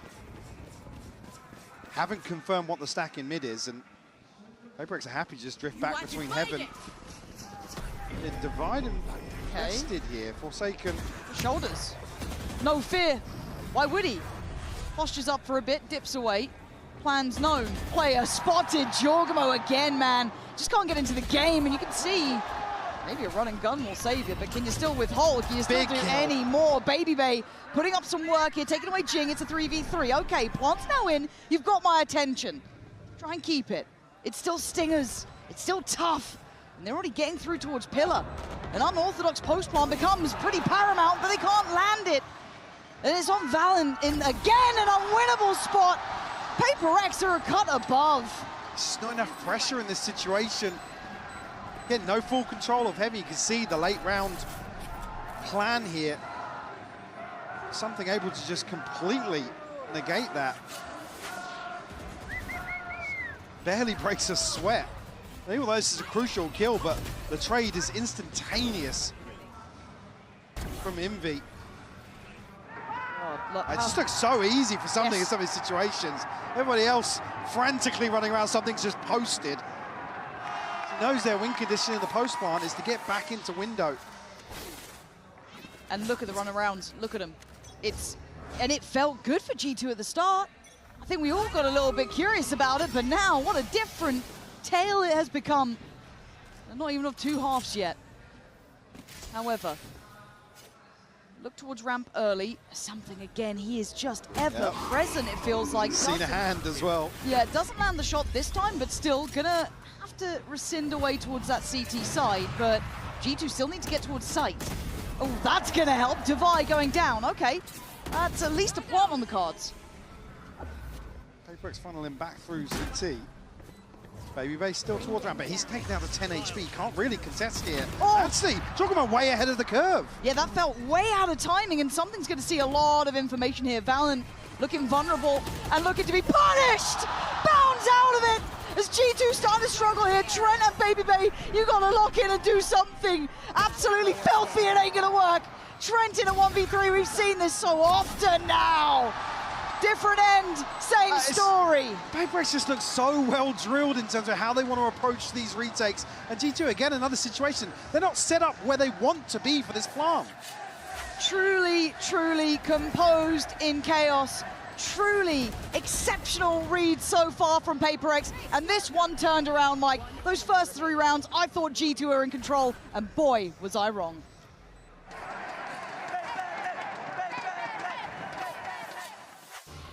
Can I help you, sir? Here's the bill from the dealer.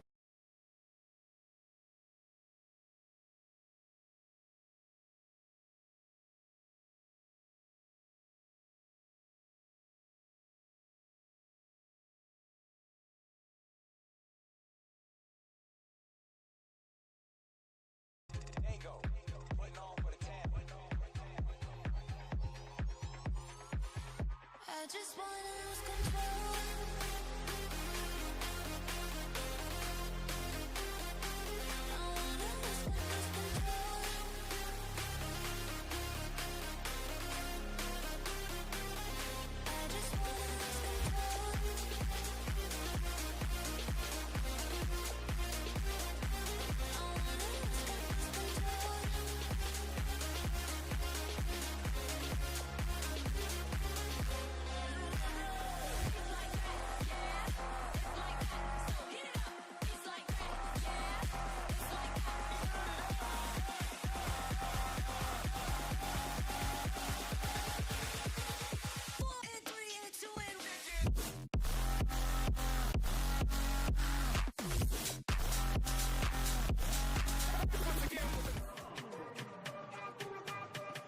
To 4 in favor to PRX. Are you surprised? Yeah, I am, honestly. I mean, G2, again, they're looking to execute these very, very well-structured post plants, but PRX were able to, like I said, find a kill or two that completely disrupted the game plan. Time and time again, we were seeing these plants where it relies on somebody being in a specific position, guaranteeing heaven control. PRX is able to get in and amongst them, like I said, in that key window, the 5 to 10 seconds after the plant, where G2 are caught off guard. They're committing to engagements you wouldn't necessarily want to see them. There's no stall to buy their time to then reposition. It's this previous example here, Baby solo, 10 HP, the one to hold down the fort on ramp, when this plant is tailor-made for heaven control. It is a bit bizarre, isn't it? Because it feels like a lot of the theories there for G2, but as you said, that almost that intuitive approach from PRX by finding that pinpoint that just completely disrupts everything. It certainly caught my eye, but we flip sides now, right? And I don't think it gets any easier facing PRX on attack. No, I mean, again, it all depends on what PRX are going to tap into here. Might just be an open B site to kick things off for them. G2 are making exploration elsewhere on the map. Obviously, Trent will hear the retreating steps. Again, with the setup here, it's not really going to draw a rotation, cause any issues for G2. And how aggressive do Paper? Well, I'm seeing 4 walk and spawn. What's that? What's that, Michael? Then. I do wonder how aggressive they will get. I think Trent's also quite curious. Oh dear, Trent. There's a firing squad. You've done well on Divide, but do you think about the other three? It doesn't matter if you think it or not. They are still there. They're still going to land the shots. Envy. Oh no, George. No, not two. No, Not no. G2 getting embarrassed here on this pistol. I don't want to see it again. The confirmation of very, very heavy presence towards spawn. Jorgamos just caught completely off guard, and Baby Bay struggling to pin this down when Envy catches the stun. Baby Bay on the reload there? It looked like it, but what's he been fighting? He hit the COD reload. Well, that's not a good indicator for the start of the second half. God. Shake it off. I'm eating ramen, but he was like, you laughed like Butterball.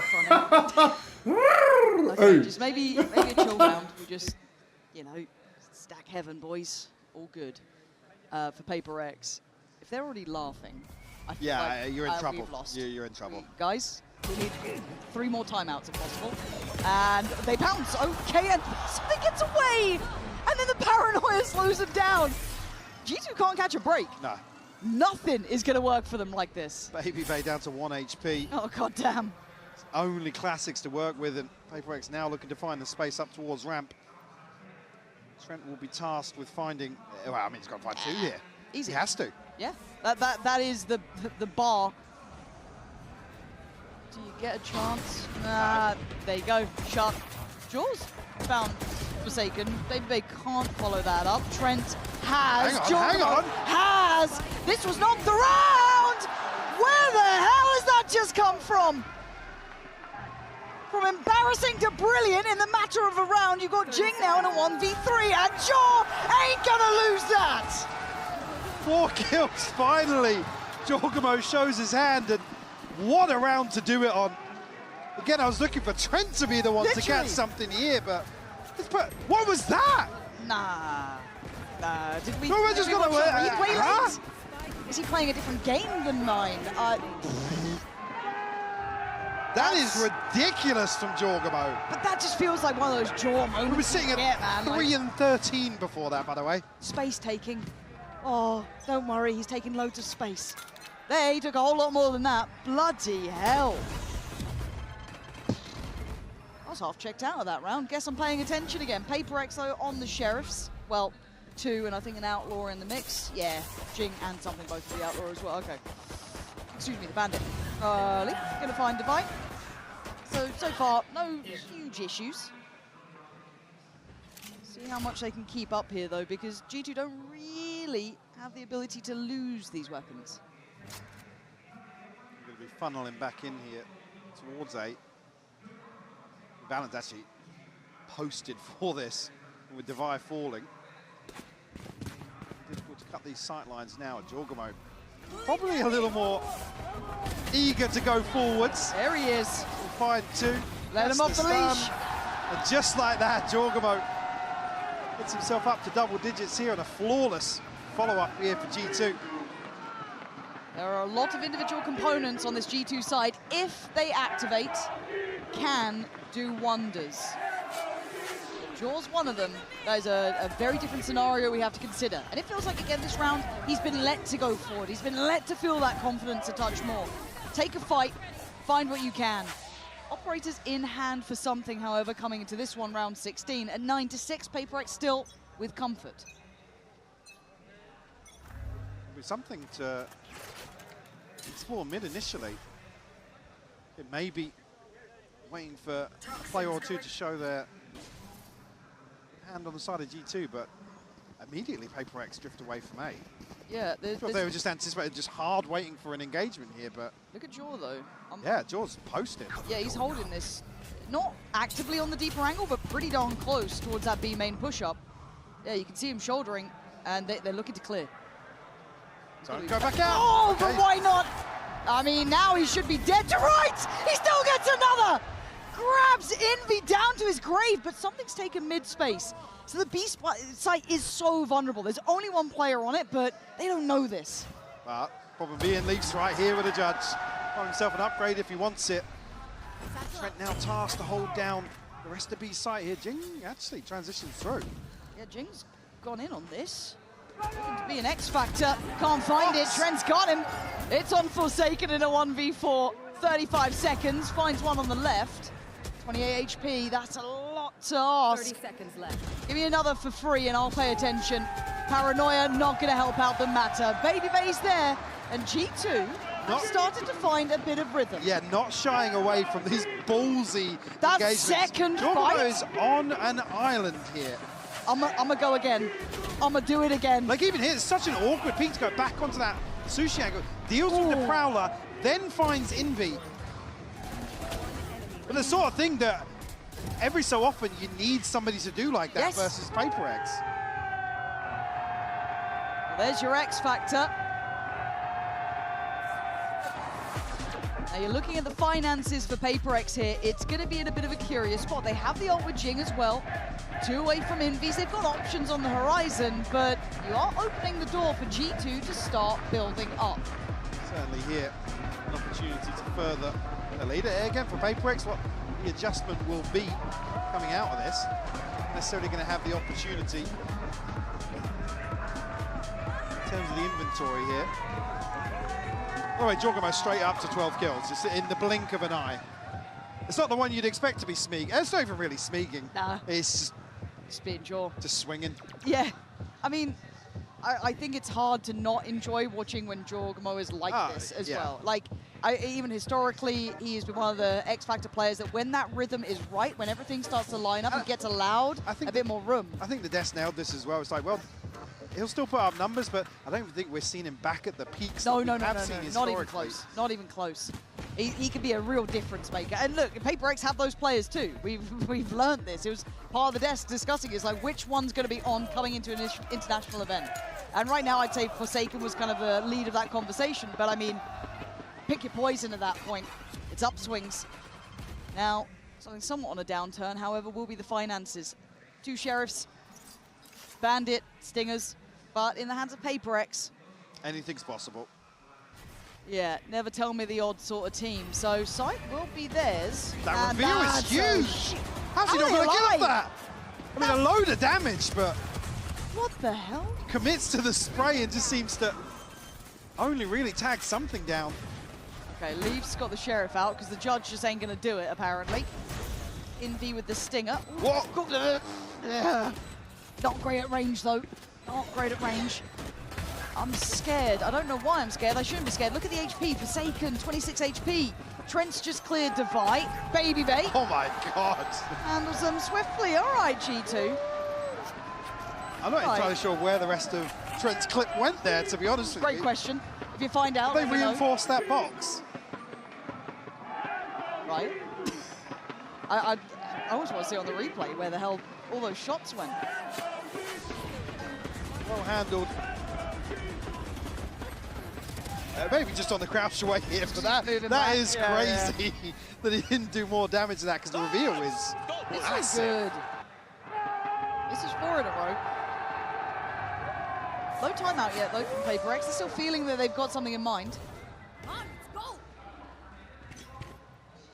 And now, what do we have? Jing and Envy with the ults? No, looking to just roll the dice once more, but faith in this B site here. Same reveal goes up, doesn't really catch anything this time around. No spam available. I have to respect the pressure of this showstopper. Spike going to go down super early. Spike planted. Feels like we've been here before. Yeah. Ult gonna catch maybe 3. I'm not sure if we call the one towards heaven, but Forsaken to take that time. And tried to get a TP off on the sound cut, but forced to cancel. Now, this is now super sketchy. Look how close by this is. Welcome to Chaos. Just waiting for the goer here, and it's going to be Baby Bay to try and break the line of sight. Allows Trent then to play forward. Forsaken on the swing, going to get down 2. Divide up next. Has the fight towards CT, gets 1. But Trent and Leaf fighting back all on Envy. God, and Leaf has just gone nuclear. Oh, he's had a judge for the last few rounds. He's happy to pull out a Sheriff in the retake. Land 3 shots. What was that? Show me that POV, man. Oh. Okay, okay. And the last? Yeah, it's man. just so talented, man. Slick with it. And that's a big round to shut down in terms of the investment. Even the coaches look surprised. G2 have a massive cushion now. A string of rounds, that round 2 flip setting them up perfectly. Baby Bay going to pick up an operator here. Trent and Jorg going to have ults to bring into this, and PRX, scrappy buy here. All tied up 9 apiece. Sometimes it seems to only encourage them, though. It only makes them scarier, with less to lose and more to gain. But chip damage achieved early. Jing going to be down on 45. One actively holding the initial angle on Heaven, a little bit deeper from Trent. There's bodies here. That's the scary factor. But I guess something has, Forsaken's managed to make it through vents, so they might have a decent idea about this. Valen's patience will not be rewarded. If anything, just sets up Jorgamo to die. So Valen, you better be on the money now, my friend. Yeah, okay, you are. You really are. That's 3. The paranoia comes from Heaven, and Devi gets to work. But it's only Devi. A 1v2. And again, this team never tell me the odds. It's PRX. What you do with this? Can you find a fair fight? Ooh, he's thinking about that. Yeah, Oh, consider it fair. that's Hang on. Baby Bay. Never What? tell What? me the odds. This team makes the impossible possible over and over again. What was that for a G2? Again, the bait to break the crosshair placement here. Baby Bay commits Where's to the spacing, bro? You can't let him do that. Set it up for him. If we just I don't know, maybe space out this 1v2. a misread on the plant, maybe? They think he's going to plant Heaven's side? I mean, Alex still pissed off. Just like standard. That could be from any round, win or loss, you never know. But bit of a fumble there. A bit? That's nightmare fuel. Oh, God. That's a crack showing and a half, right? The foundation's going to be rocked off that. Can you recover? Devi certainly not going to allow it. Already going to find Baby Bay and open up the avenue towards this A site as Jorgamo is getting to work. The one who gave them that spark to get back will get him a kill in this. Devi gone, backline broken for now. Can't really springboard towards site. Needs something else, and Leaf can't bring it, but Valen can. Quick swing from Jing. He doesn't allow it to go out of control, but the spike could be an issue. Yeah, especially when Jorgamo is going to get involved. Trent couldn't get the timing right. It's all on Jor, and he can't do it alone. 2 standing for PRX, and now so close to map 1 in their hands. I mean, completely flipped this now on its head. I mean, G2 are still going to have money, yes, but they're going to have to rely on Jorgamo on a Bucky and an ult. And 2 crazy responses here from PRX to find 11 and have G2 up against the ropes.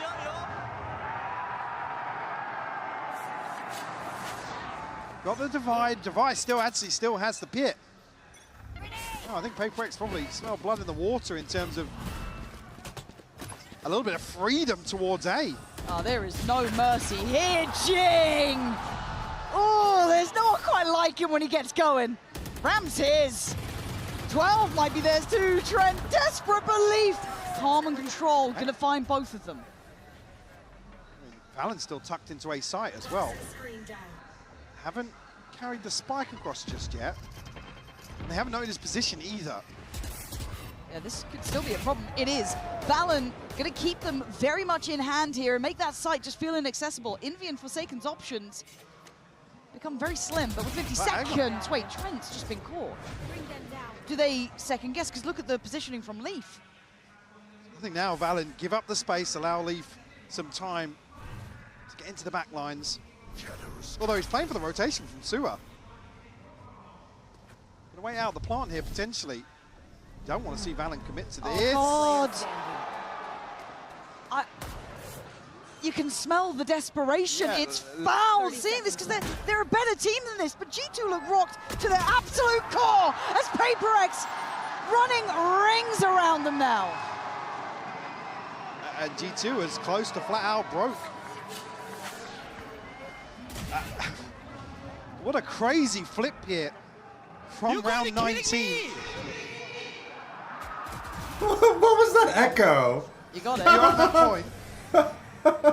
Maybe just a little frustrated at the mid-round there, where Valen's able to find a kill, but it's all come apart from round 19. That 1v2 from Devi certainly will leave a sour taste in the mouth. They will string together a purchase, yes, but look at what we're seeing on screen here. It's 2 judges for G2, some gaps in util. Leaf one away from the pit. You have other tools at their disposal, 3 ultimates to be exact. I'm still just getting over the way the last couple of these rounds have been going down. I expect G2 was sitting on like 3 or 4K on a couple of players as a cushion behind a full buy. I believe round 19 was what, maybe a rifle or 2? I can't even remember what the buy was, but just like that, this entire second half flipped on his head. And I know we expected a little from PRX in their playstyle, but it's the fact that G2 in the moments where I really key into their fundamentals, their capability to play out those late rounds, they've been making some questionable choices that have come to haunt them. Now it's down to this, round 22. And it looks like the ace site. It's where PRX want, and we tend to know they get what they want, and that's the start. Jaw, I think he's just jumped on someone's head potentially then, but he has taken down Jing. So still with a 4v3, PRX have a man to the good. Something looking to potentially catch somebody into vents here. Again, PRX haven't shied away from this. They're still stacked up. G2 actually rotating elsewhere, leaving Baby Bay to maybe catch somebody.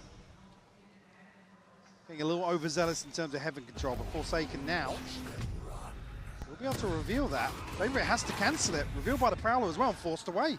Yeah, he's been bullied off this. PRX forcing space. Trent's a mile off, but he's trying to get over here, but the site's going to be lost in the meantime. It's effectively the green light. And now what? It's a Bucky for Baby Bay. No abilities, and something just finds a freebie. He's clean with it as well.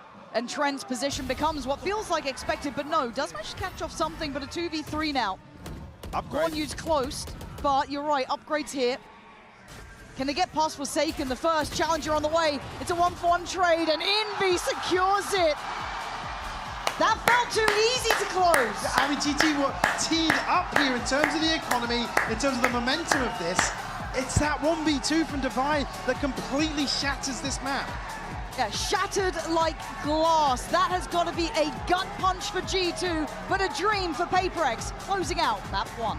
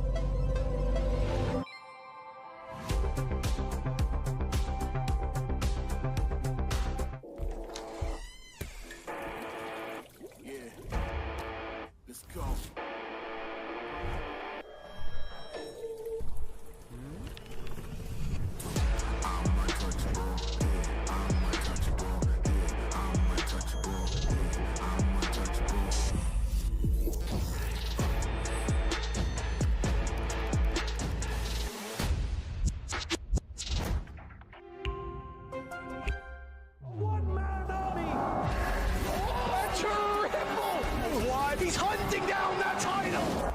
The time to write the next chapter in the esports history books is finally here. And they fold it in his hands yet again! He steps up to the plate, and he can knock this one out of the park! They shall be engraved alongside the greats!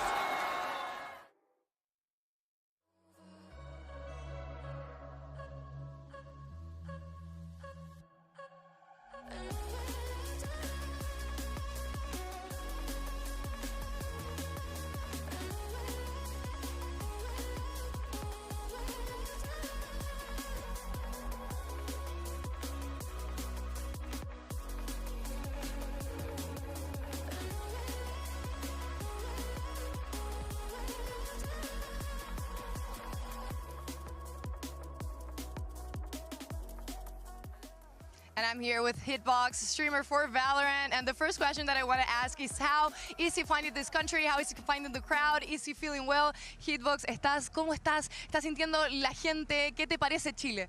Estoy encantadísimo, maravillado. He entrado aquí, muchísimo cariño de todo el mundo. La gente me ha tratado súper bien. Y nada, con muchas ganas de ver el país, que aún me quedan bastantes días, así que muy bien. Definitivamente. So he basically said that he loves the crowd, he loves Chile. The crowd is so nice with him and with all of the guys too. He wants to meet more of Chile. Also, he's gonna have some time, so he's basically loving it. So now for predictions for today's match, predicciones para el día de hoy. A ver, ¿quién jugaba ahí? Perdona, que era... So the first one, la primera es Team... la segunda es Team Liquid, T1, y la primera vas a tener, sí, G2 y PRX. G2 y T1, creo que va a ganar hoy. G2 y T1? Sí. So his predictions are basically G2 and T1. Let's see what happens. Muchas gracias por la entrevista. Back to you guys.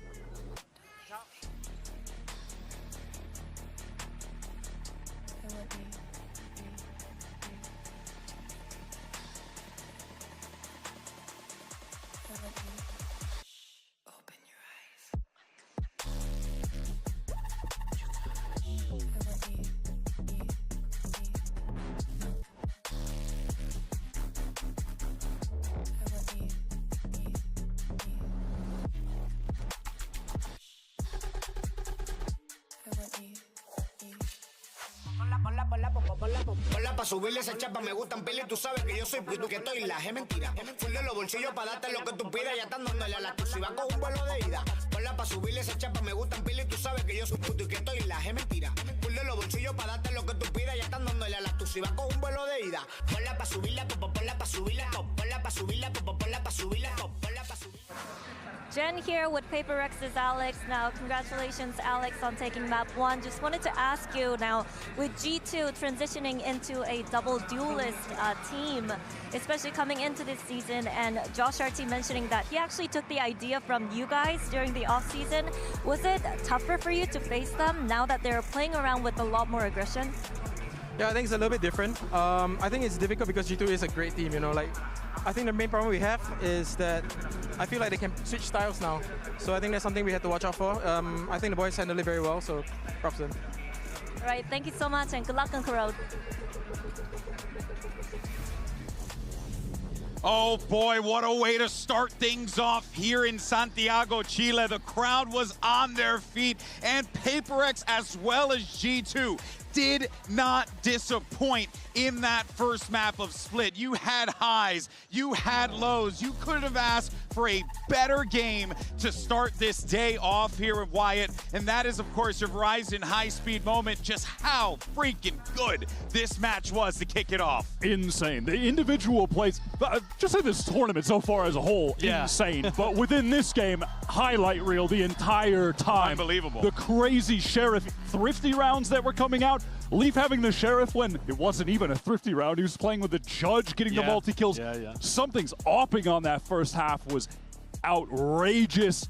Sick game. It feels like every player was having some moments they were in form. I mean, maybe aside from Babybay, who feels like he still needs to get in the mix, was lagging behind a little bit. But outside of that, I felt like everyone was really firing on all cylinders. And in terms of PRX picking Split, and maybe that being a bit of a concern for us, they came out, they knew exactly what they wanted to do. Took a timeout after 3 rounds, super early, changed to a fast retake style, ended up working super well. And then a couple rounds after that, when they start coming back, Josh takes the timeout, and they run that crazy fake round where they sell with Jaws, Neon going in with the fast lane. So they're Trent over there on B, and they got out the Nightfall and the Showstopper and pivot back. I mean, this was just 2 behemoth teams. Cinema.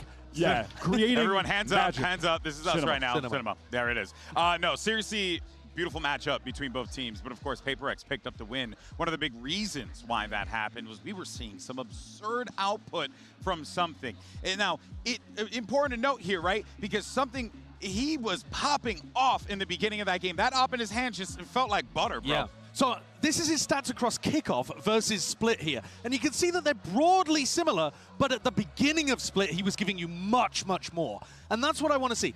with the op in his hands, he's demonic. And if you can get him that more often and find a way to activate him on the attack side, there's so much room for growth here. Like, these are fairly average stats, to be honest with you. But when he's on, and he can be a game-changer player.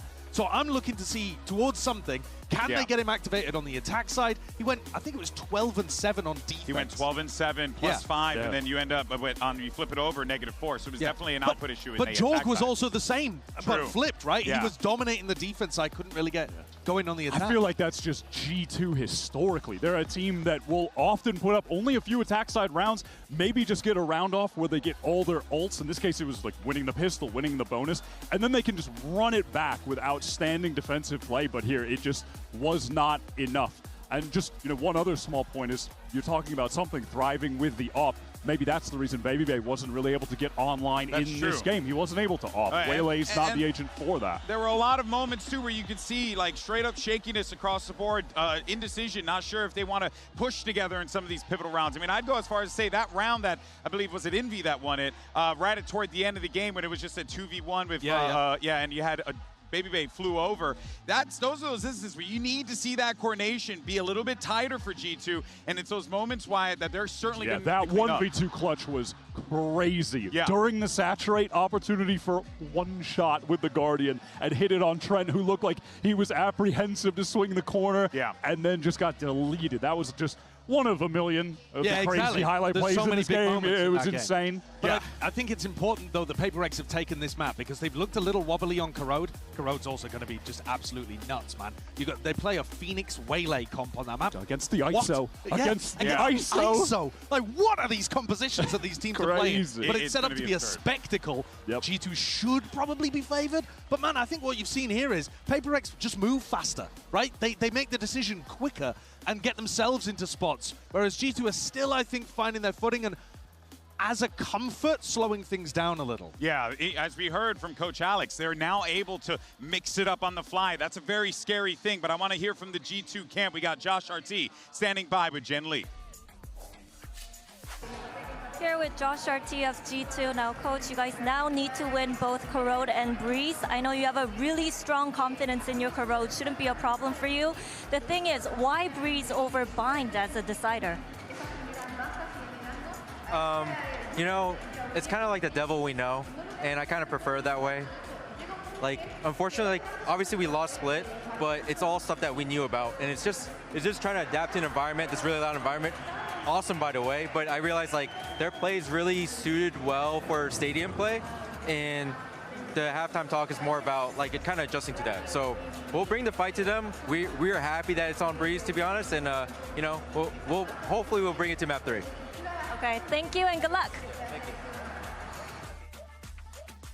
I'm glad that Jen brought up the map pool, specifically getting to that third with the Bind Ban, because that has just always been the home map of G2. They are so good there. But yeah, Josh saying that's. I was thinking, how funny would it be like, oh, why did you go with that map? And it's like, I like the colors on the map. The map colors are pretty. We're doing some crazy, like, attack side teleports, smoking onto, like, top boxes, and then they would teleport forward with it on attack into the smokes. It was some crazy stuff. Josh just clearly doesn't want to mess with that, yeah, right? He just doesn't want to get hit by the unexpected and that be the catalyst for a loss. But tell you what, though, if you're a viewer and you haven't been able to catch these two teams, this is going to be the unexpected. We were talking about the comps. I mean, you will not find anyone else playing these kind of comps. Yeah, I remember on day one we were looking at those mirror match rates, and Vice was actually at the top of the list for countering the meta. Yeah, they've changed it up. They have changed it up. So previously they were running the Phoenix Waylay here. Now they're going over to a solo Waylay Vice composition.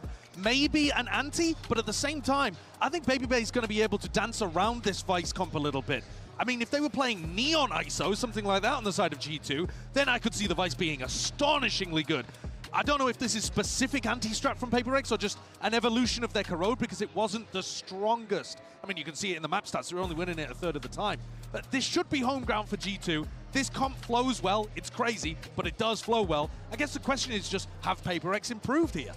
Well, what Josh was just talking about with the devil that he knows has to immediately go up against a brand new comp. This is going to test Valen's IGLing on the fly and what Josh can provide to the team adapting when we get to timeouts. Excellent notes there, gentlemen. All right, let's send it back over to your casters. Will we get a map 3? I say this series deserves it. Here's Pansy and Hypoc for the call. And look, I'm with you, GB. I want a map 3. I'm just a little nervous. We're not going to get there. But Mike, has the map changed your mind? The comp changed your mind? Or is map 1 just that little too bright? I mean, map 1 is maybe shifted my expectation a little bit. Seeing the comp change here makes absolute sense. I personally love the Vice here on Corrode. I think it's probably a good answer to most of the double duelists. But again, just this being a little bit quirky from G2 in terms of the comp. Yeah. We're testing the homework of PRX. I like that, a little offbeat, just going to put them through their real paces here. We go back in. G2 starting out on the attacking side, PRX on the defense. Map 1, if you missed it, well, you should watch it back. 13-9. But it's directed approach from G2, really not pulling many punches on this. Themselves right up towards A, wide open for the taking here. PRX already resorting towards a retake setup.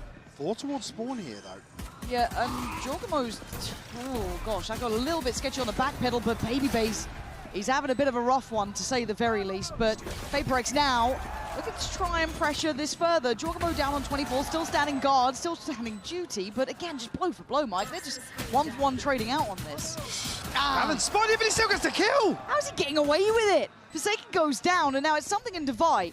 They've got sight, but that doesn't really give them the defuse, so they have to dig a bit deeper. And yeah, Trent just going to be bounding on the corner. It's not going to go further. It got low, but it is theirs.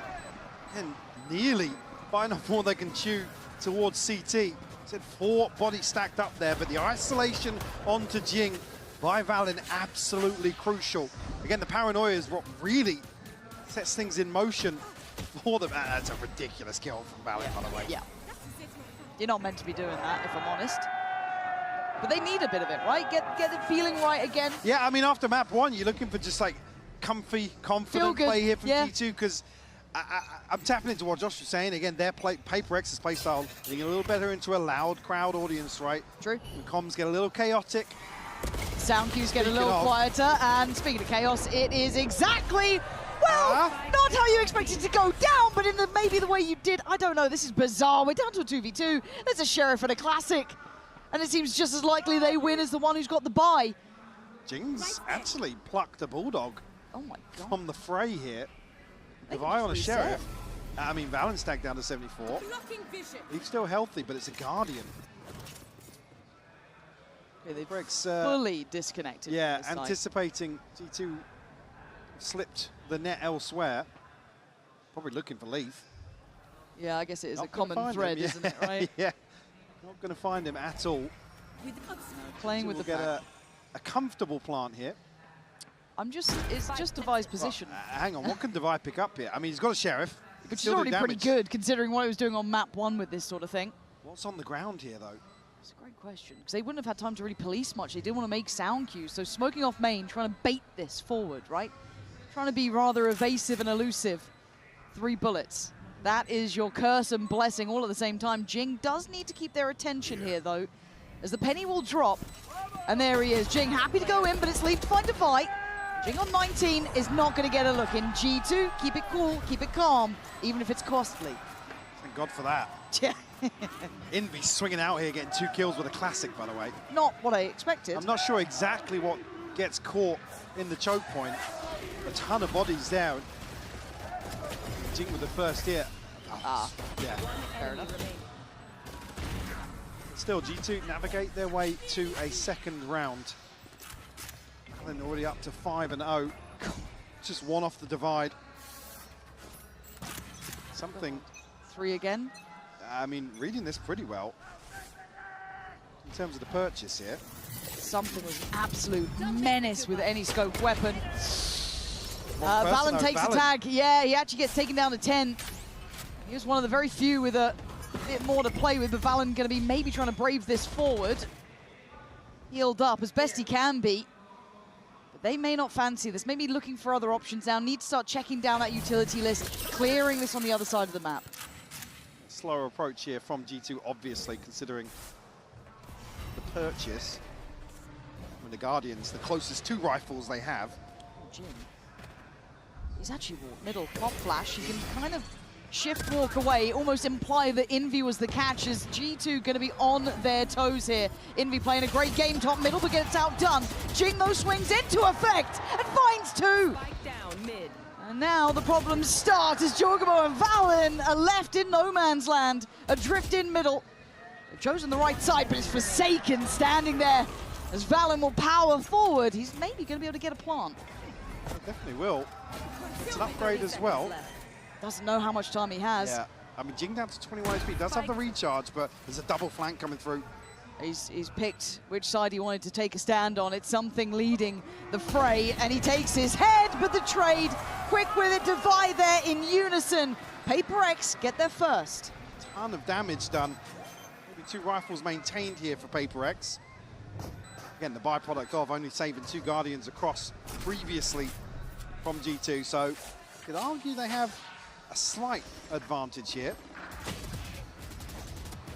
Jorgamo just following all the way up to top mid here. Very aggressive take. PRX will prevent a bonus though. Jorgamo and Valen already on ultimates. Yeah, I want to see what the implementation of Jor is in this and how it looks on that ISO. Well, it was heating up towards the end of split. We talked about how well, a slower first half, but again, creating space and just offering trades up the rest of G2. Pacey take here towards mid though. Yeah, not really making any subtleties to this, and there has been a catch and there has been a loss. Jor gonna lose the fight, but Baby Bay on the trade. Forsaken down on 27, has to respect this to an extent, but G2 still cautious on the scale up. Yeah. Obviously note Forsaken's damage, but they don't like it. Push through. I mean, look at the presence from something towards mid Yeah, here. I'm a little nervous that is going to really find extreme amounts of value. But Forsaken going to take away Leaf, so now the options get less and less. It's a 4v4, and the map is getting smaller. Something on this flank can keep so much space, alleviate some of the worries and concerns of Elbow potentially. But the timing is just right, and now Forsaken can get involved, and he does! PRX just smothering G2. G2 just get themselves stuck in a position where it's semi-committed, right? There's no comfortable option to pivot back into mid.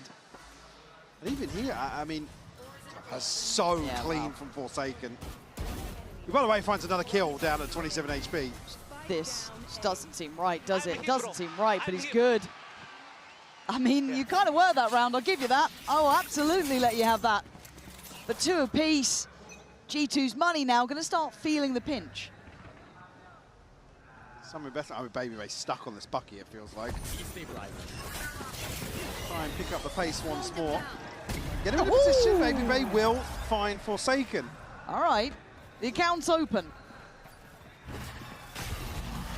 Move some of the security in terms of the setup here. Actually, investment further here, but Divide shuts down Leaf. Now they're hitting today. Divide still allowed to patrol and do damage. Goes back for seconds. Didn't even get him on the first try. You can see G2 scurrying away, trying to play this post plant. But what do you have to play with here? And look at Envy, just stylish on the corner to allow for the trades. Baby Bay is not going to have a look in. PRX finding comfort. I need to see more from G2. I know that was a lighter buy, but I need to find some stability because PRX, since they've gone to these buys, Mike, they have looked solid. Investment from Divide as well. I'm not sure if maybe anticipating an upgrade or two, but we'll take it for the round win for sure.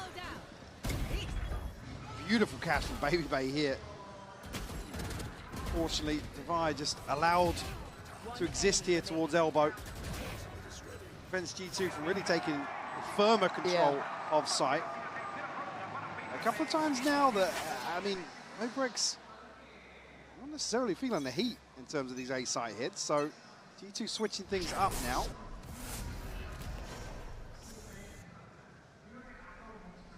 Poised to maybe catch contact somewhere. I mean, look how deep G2 are playing outside B, though.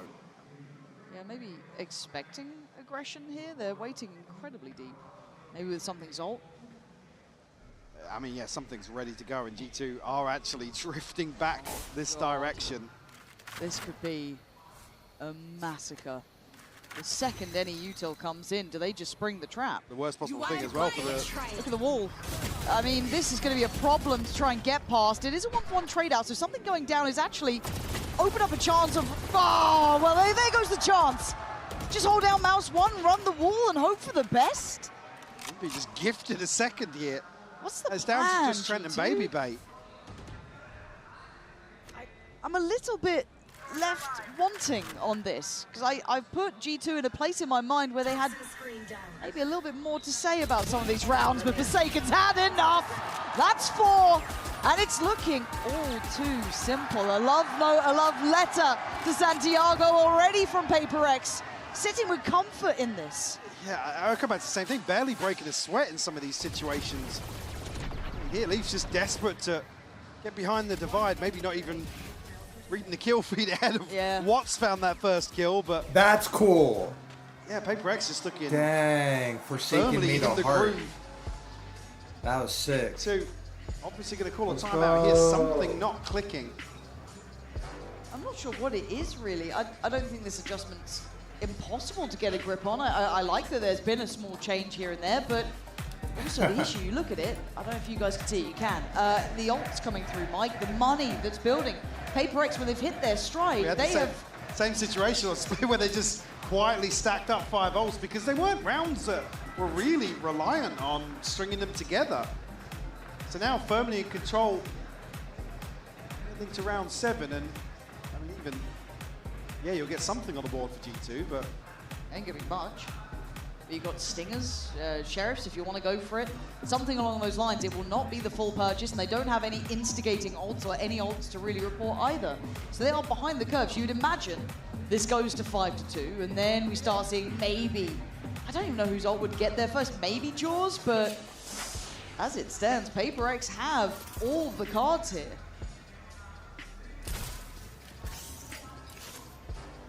Found much success in terms of like a clean take of A either, and now PRX I think reading into that massively. It's another setup very deep on the choke point. Jin going forwards. Jogmo will get the trade, but Device still here. Yeah, it's just blind confidence, and they're willing to brawl out. They're willing to battle on this. Maybe feels a bit too far for my taste, taking too high of a risk in such a lower end round, but Envy, the backbone, comes in with the Odin and cleans the site, leaving Leaf and Jaw cautiously step towards it. We get the plant here, but Jaw's going to be caught. Nope. Spike down now. Just Leaf in a 1v3, Guardian in hand. And this just feels like what we've seen before, not all that threatening, not all that hard to handle. A little bit of a battle at the start. Maybe I felt a bit too far from PRX, but hey, they're not looking like they're feeling any pressure. No, again, happy to almost risk giving away some of these weapons early on, but it's 2 for 2. This push out from A main. Envy, again, happy to sit back on these steeper lines. Yeah, maybe Baby Bay gets an upgrade there, but he's so far ahead, he can't hold off PRX with a stinger in that situation. No. Well, hopefully this is what the timeout was for. Jaws got ult, which is kind of what we expected out of all the players, and it's Pacey up middle, trying to do what they can. Something standing guard and gets taken, snatched away, and Jaw needs to win this. He really needs to win this. He does this time. So something goes down, but obviously the trade then comes out. Forsaken not going to let it go away. It's a 4v4, and the pack starts to rotate. But look end towards middle. Jinx still working on 10 HP, still holding ground. They need to win this site out 3v3. We're looking for Leaf to find something here. It's all about timing. Did. And found everything. Leaf found a whole lot. Those 2 kills were critical, key in potentially breaking and bucking the trend here. Divide is gone down, and Leaf gives them a round. They needed that. 4 left standing as well, something to maybe offset the financial crippling they've received. Jorgamo, unfortunately, he just can't scale up the space ahead of this ultimate, so you even noted Jing in a very deep position here. Able to find a response here, 5 unanswered now. Finally Put one up. Pit available for Leaf. It still feels like there's a sense of levity with G2, but I wonder how long that lasts as this game goes on. Baby Bay left very much ahead and then caught completely off. Jing just gets a freebie on Jorgamo. I don't know if they thought that Baby Bay had complete security or there was a smoke in play, but that feels sloppy. I mean, this take generally looks good with the ISO and the waylay, but a little off sync. Valorant now will be noted. Again, look at something's position now with an operator. Can spot him out. Gonna try and gap close, but the scale then gets stopped. You can see it, the stall is here. They fall back into a slightly deeper position on towards elbow. They give up front sight, but the plant's still not in play, and they're looking for a pick, really. I'd be very surprised if PRX give them anything. Again, they're in just such a weird position now. Forsaken exploring outside B. Might even catch the backside if they don't pick up the pace here. It's getting 40 seconds. It does get a little bit closer if they haven't fully committed. They want to try and scale up through middle. Jing is going to fall, but then look at Forsaken. Is his timing right? No, they've already gone past. He's read that. He's giving an unorthodox position. The other two a little bit irrelevant to outcome for now. But how does Forsaken play this? Does he want to just keep that space? Maybe the lack of presence was enough of an indicator. Baby Bay went looking, but the plot goes in. Forsaken dropping bodies. Trent's on the site. Oh, brilliant from Trent. Great timing on the wall going up there, just giving him a little bit of a shot in the dark. Oh, and a shot in the back for Leaf. As Trent left with it all to do, a 1v2, and something's been on a heater. And he still is! You don't get away with it against PRX. Diffuse comes in, and that is 6 rounds in their name. You see the cogs turning for something. Again, just noting Leaf's position and getting a catch on the plant location as well. PRX read this beautifully. Forsaken just gives everything and more. It's just fantastic from PRX. They're a pleasure to watch when they're playing like this. Truly. They've kept G2 humbled in this, and they've not looked comfortable at all, Michael. I feel like I haven't noted the identity, the personality of how they want to play this. They haven't looked good on these side takes. They've been struggling. So are the finances. As the buy is far from perfect, but they can fashion something together, but they need to find their rhythm, and right about now. Yeah, I mean, if they look to explore mid again, certainly something we noted previously, have to clean up that synergy towards top mid. Gonna test Forsaken once more. I wouldn't. Out of all the players, I bloody wouldn't. And you can see, take the evac, get out of there. Envy now in support. Valen, great work. Clears Forsaken, and the site becomes available. I say that for now, as Jing is still standing guard. Denies this feeling again in any sort of comfortable way. A 2v2. Possible for both. Necessary for G2. Good info on the Seekers, though. Draw. Actually going to shoot a little early on that and going to fall away now. Now something has to be the one to find the opener here. You don't want to see Jorgamo or Trent expose themselves to an angle. Time's ticking though. You can hear it. They got to go, and they got to go now. Jorgamo going to see the first, get himself ready. Something toying with him, but Jorgamo outdoes him this time. Device options are 0 here. G2 have broken a bit of a run now. Got themselves back in the game. Pace change for G2. They could just brawl out towards B initially. Like, PRX were maybe going to be able to stop that, but much more confident take here. Jing, I mean, he's done well to find Baby Bay and Valen here. The numbers just favouring G2. Yeah. And they're going to come back in with a divide here, and top of the scoreboard for him. Divide also. Nothing else really on the cards for PRX. Well, once more, something actually.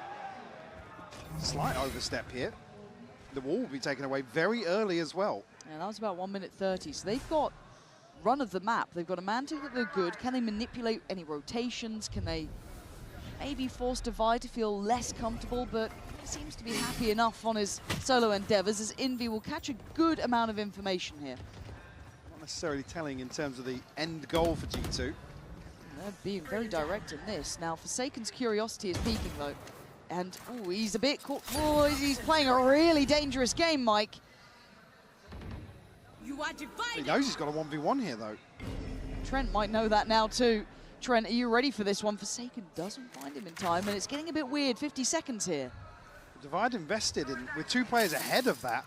They can confirm there's no presence towards the site. Envy takes a gamble. Trent will shut him down. Device hit early enough to at least catch the elbow side of things, but the site's lost. And I think Leaf has considered there's a chance that someone's got that CT side, so he's going to play it safe.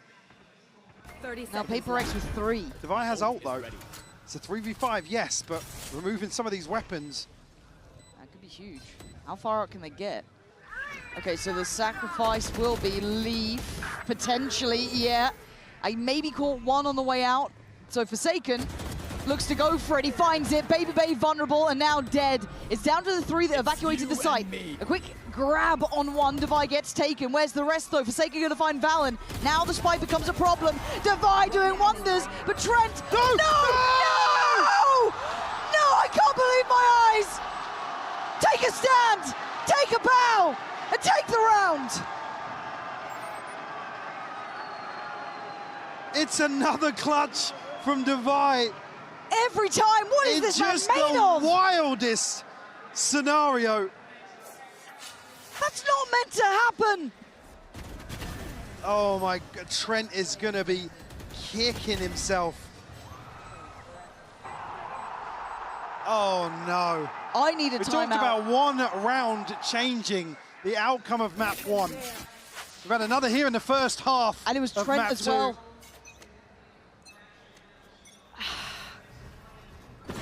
God, you feel it in your chest, you feel it in your bones, and PRX want to make it hurt.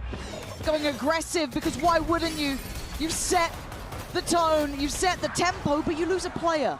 Valen on the punish, desperate to make up for it, but something going to catch that mid-crunch coming in. Forsaken holding the line. Forsaken making it very hard for them to scale up, but... Steps out there. There we go. A little bit of life here.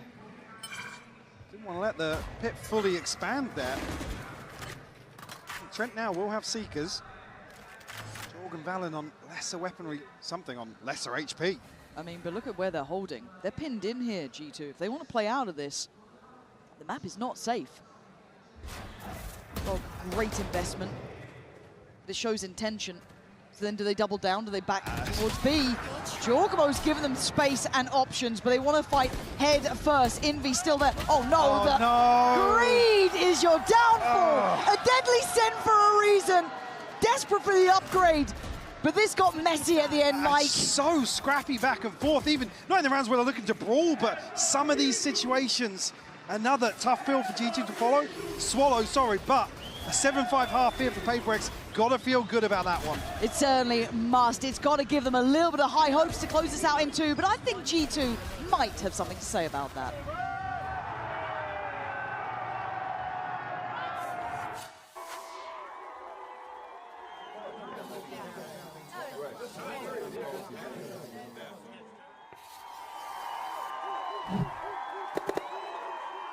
Red Bull gives you wings.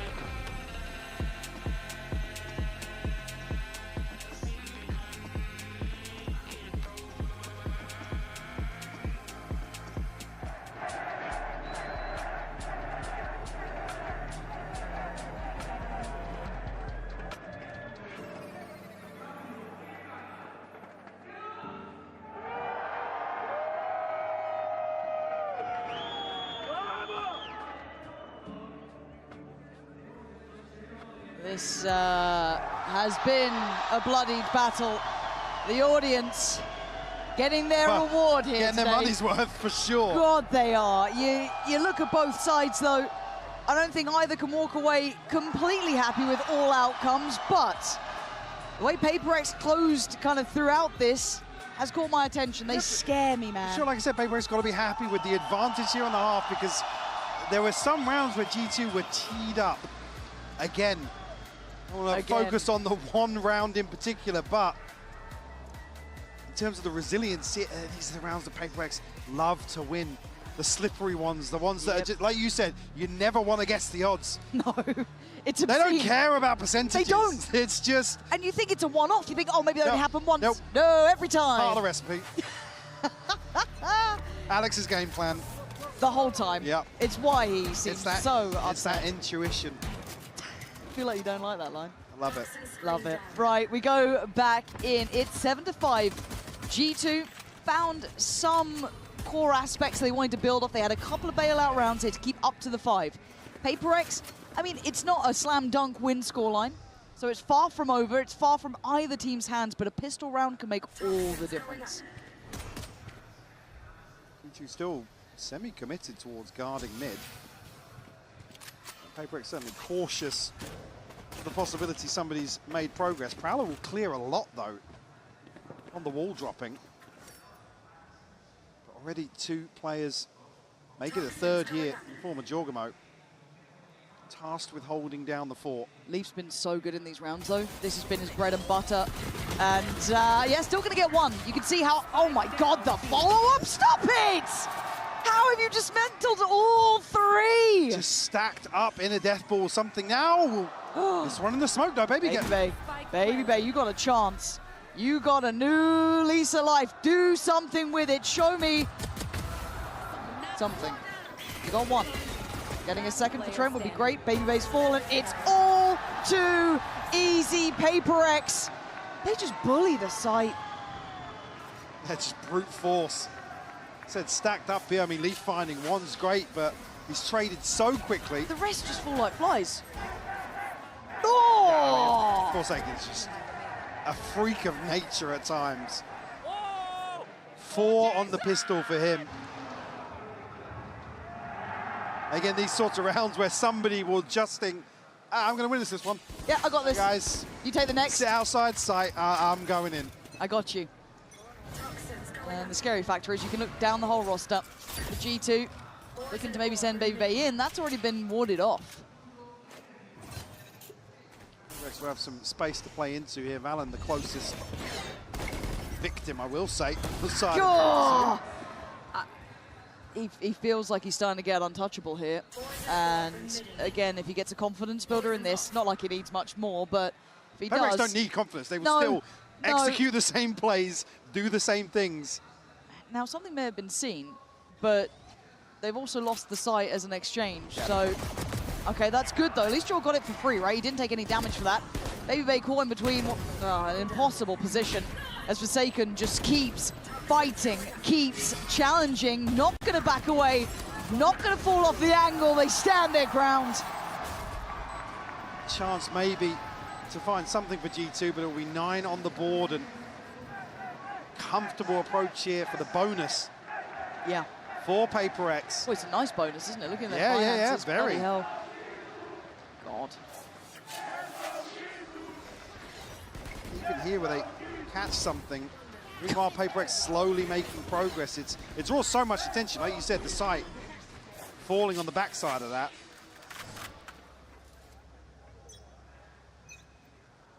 G2 unfortunately have to dig their heels in a little bit.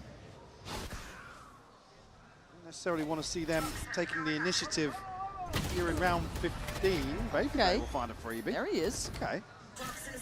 Baby, I want to see him do well, but how has Forsaken gotten here unchecked? He gets checked, right? Jorgam. Oh, the timing's heartbreaking. Oh, this is actually... Trent's at least looking back that way. Yeah, oh, no, now he's dogging. Now he's dogging. Forsaken's got a freebie, and they're going to get the site. The only one who can deny it is going to be Jorgamo on the cross, but he's going to be warded away by the smokes. He's going to put down some utility, but Forsaken's off the leash. He's already deeper than they expect. Balance on well, but Forsaken, Divide, putting up numbers again, and Leaf left behind the curve. You can't let Forsaken do this to you. Leaf, you got anything to save G2 right now? It's close. Yeah, slowed on the way in, but this would be an insane clutch here in the 1v2 for Leaf. He needs to be fearless in this one, but PRX aren't letting this go. It's again Forsaken space, Mike. Felt like the start and end on this round. Yeah, you can see Trent's conscious. Look at it, look at he was how annoyed he conscious is. that somebody could have slipped through on a timing like that. And he had to do the dodge. He had to check towards main. He was... But that's the sound cue that just tees it up. It's a freebie at that point. G2 will call a timeout here, conceding the bonus, and again, just up against it in terms of what's on the horizon. Potentially 11 rounds for PRX. They have Devi's ult, Forsaken's ult. It's just stacking against them now. It starts to feel like insurmountable odds. It starts to feel like the road's too long, too hard. I just want to see a spark of life from G2. Someone to ignite something, right? Give me something of that. I look at Jaw because we saw a little bit of it on map 1, right? But I don't know if this is even the map to be able to do it on in that same sort of way, playing the ISO. We haven't seen. Well, I mean, the finances are so fragile now that it's like, like I said previously, you don't want to see G2 to be the ones to take the initiative, but you never want to be in a situation where you let PRX just hit you on a site. You don't. It's got to be part of the conversation. Then you think back to losing out on some of these clutches, and hearing Josh allude to maybe having issues here in terms of the crowd and not being able to compose themselves, that's very concerning. That's very concerning to hear. And I know it's almost the light answer sometimes in those sort of question and answers we do in between the break, but it is a little bit more condemning than maybe they'd like. Again, you're going to face teams who are comfortable here. If you want to be aiming for those crowns, you've got to turn up. That's the way it is. Does PRX show you exactly how the hell it's done? And they are on the hunt. Something now made to punish. And he's got complete freedom up middle. It's just wide open. God, they found the pressure point again. This B-side pinch is going to catch G2 completely off guard. This could be the nail in the coffin, couldn't it? Start of the end. Spotted, but now you're feeling surrounded. Yeah, not caught off guard, but what do you do here? It's an unpleasant feeling. It feels impending. PRX reading the G2 will try and get behind this. Nice. It's a 2-for-1 for G2. That's actually a great trade and recoverable weapons. That's good. Jaw? No, he goes on an individual swing. Oh, no.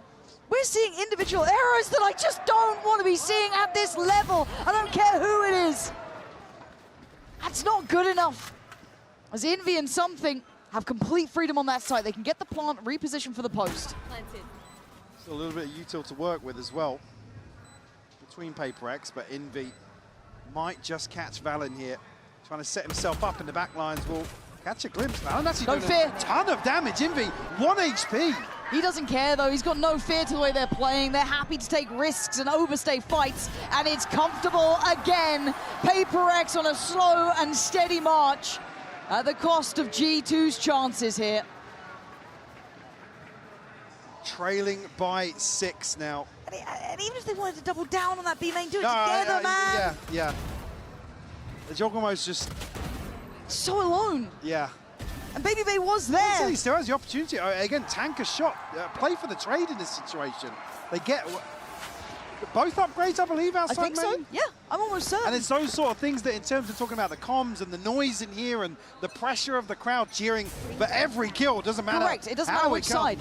You can't even say that you're the villain in this. This crowd has been great at being an even sort of instance, but Valen now on the chopping block stands, and well, for a second he got an extra breath. Pop of the ult, and now good luck. Catch here onto Jing. Wow, doesn't matter. God, I don't know if you want to be locked in there with him. It's down to 3. Baby B, nice shot on 1. Paranoia comes in, he's trying to buy his time. He's just going to pop everything, whatever he can do to try and turn the odds, turn the favor. But Leafs now joining. They've got a chance in this, a 2v2, and Jing's low. Can't quite get out with the spike yet. They don't quite know about the reposition from Baby Bay. And I like this. Not expecting this. I like this. Be proactive, play together, be on the same page. This So is what Walker was missing spawned. before. Oh no, but it missed caught Baby Bay. And now, this is where Leaf has to make up his mind. He's got good timing here, though. He's reading the situation perfectly. Jing might just catch an audio cue, though. I think he's just started shift walking. Leaf is thinking about it, turns away, and might turn back in time. Jing's gone down. Knife out. Knife out! Knife out! Knife out! What are we doing? Leaf, usually so cool, calm and collected in these sorts of scenarios, but baited to his death. This is not what we look at with these players. They are absolutely shaken to their core.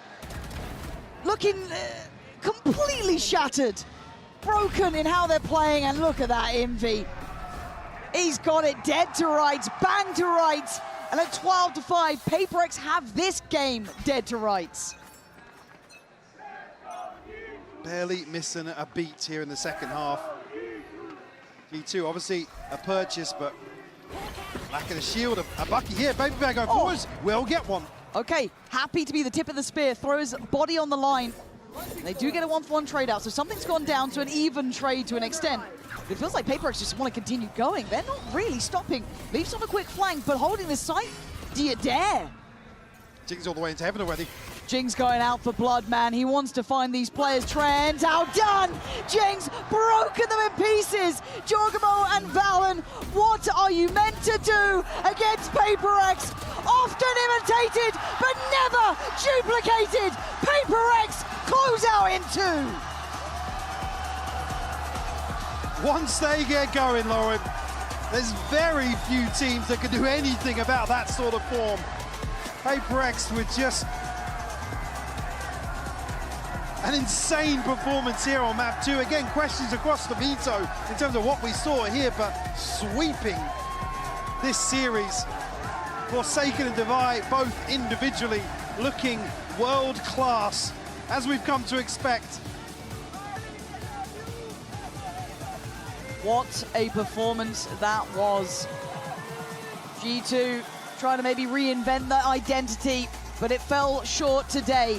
PRX being true to who they are, how they play, and perfecting it. Showing us that here, round by round by round. Again, don't want to lean into that interview too much with Josh, but again, maybe this is just a reality check. You'd hope so in terms of the way G2 approached the game with preparation and stuff. This wasn't necessary. There wasn't much nuance to the way PRX play. This is what you would expect from them. But so many times we see G2 caught off guard in recovery mode, and that's not what we've seen domestically. And I'm with you in that. Again, these two often meet in those upper quarterfinals. We saw it at Champs Toronto, but an early treat here. But it's a long road for both sides. Job's not done either way, but what a statement to be made. A 13-9 to a 13-5.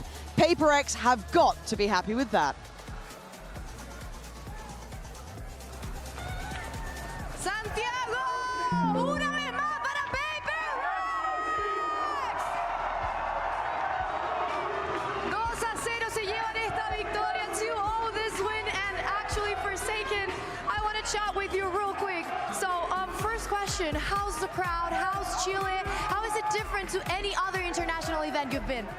I'm gonna be honest, I think this might be the second best crowd ever after LA. I think the crowd here really loud, and I like it. Perfect. Y bueno, le pregunté cómo está haciendo Chile, cómo se está sintiendo con esta gente y cómo se compara también a otros escenarios. Dijo que puede ser el segundo mejor público que ya ha tenido. El primero es LA, pero que definitivamente ama a todos y que está increíble el público. Now, for my second question also, by now, you have won 4 times in a row from G2. You're basically owning them. How was playing against them again? I mean, actually at first it wasn't surprised that we met them again, but we kind of know how they play, and they say, Babybase say they want to, they are the Smurf, the W, but I guess not, we are the W. I guess not, definitely.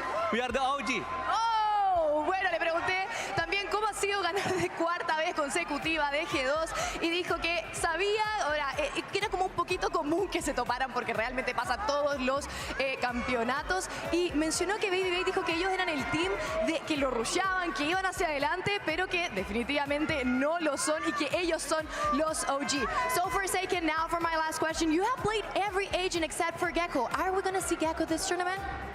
Alex, please put me on Gecko. And how is it being so flexible for your team too? Sorry? How is it being so flexible for your team and also fragging?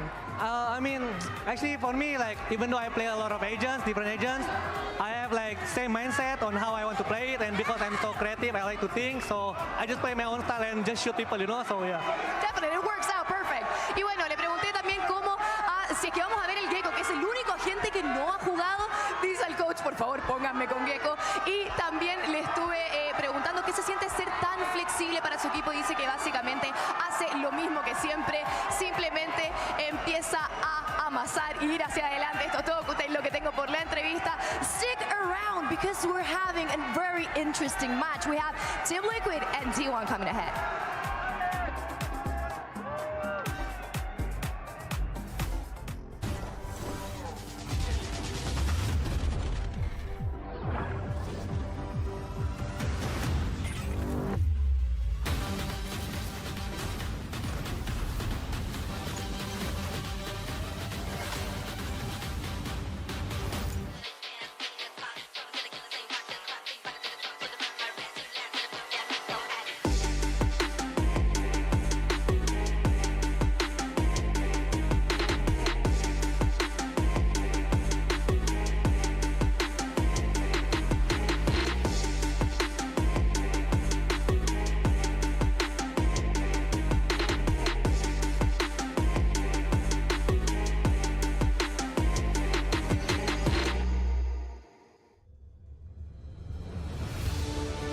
It's more than a game.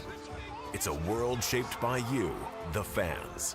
And our mission is to elevate that world by building technology that creates moments that last forever.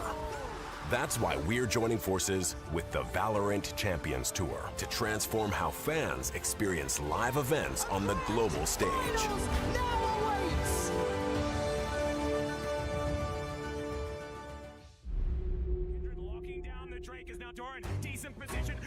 Break down my walls, but I won't rise again. Cause I stand tall in my environment. How could I ever close my eyes and stay silent since they try to take me down with their violence? Oh, they're gonna get better! Flashes in, and down goes Light!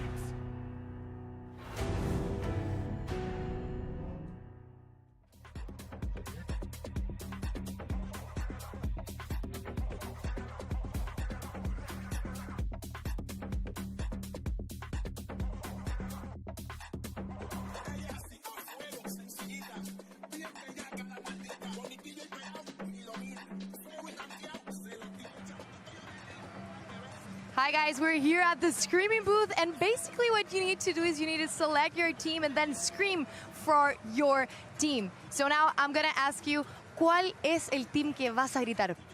PRX. ¿Por qué? Yo era fan de Fnatic, ellos derrotaron a Fnatic, así que por PRX. So she's gonna scream for PRX because they won from Fnatic. So yeah, that's it. So we're gonna see how loud she can scream inside this booth.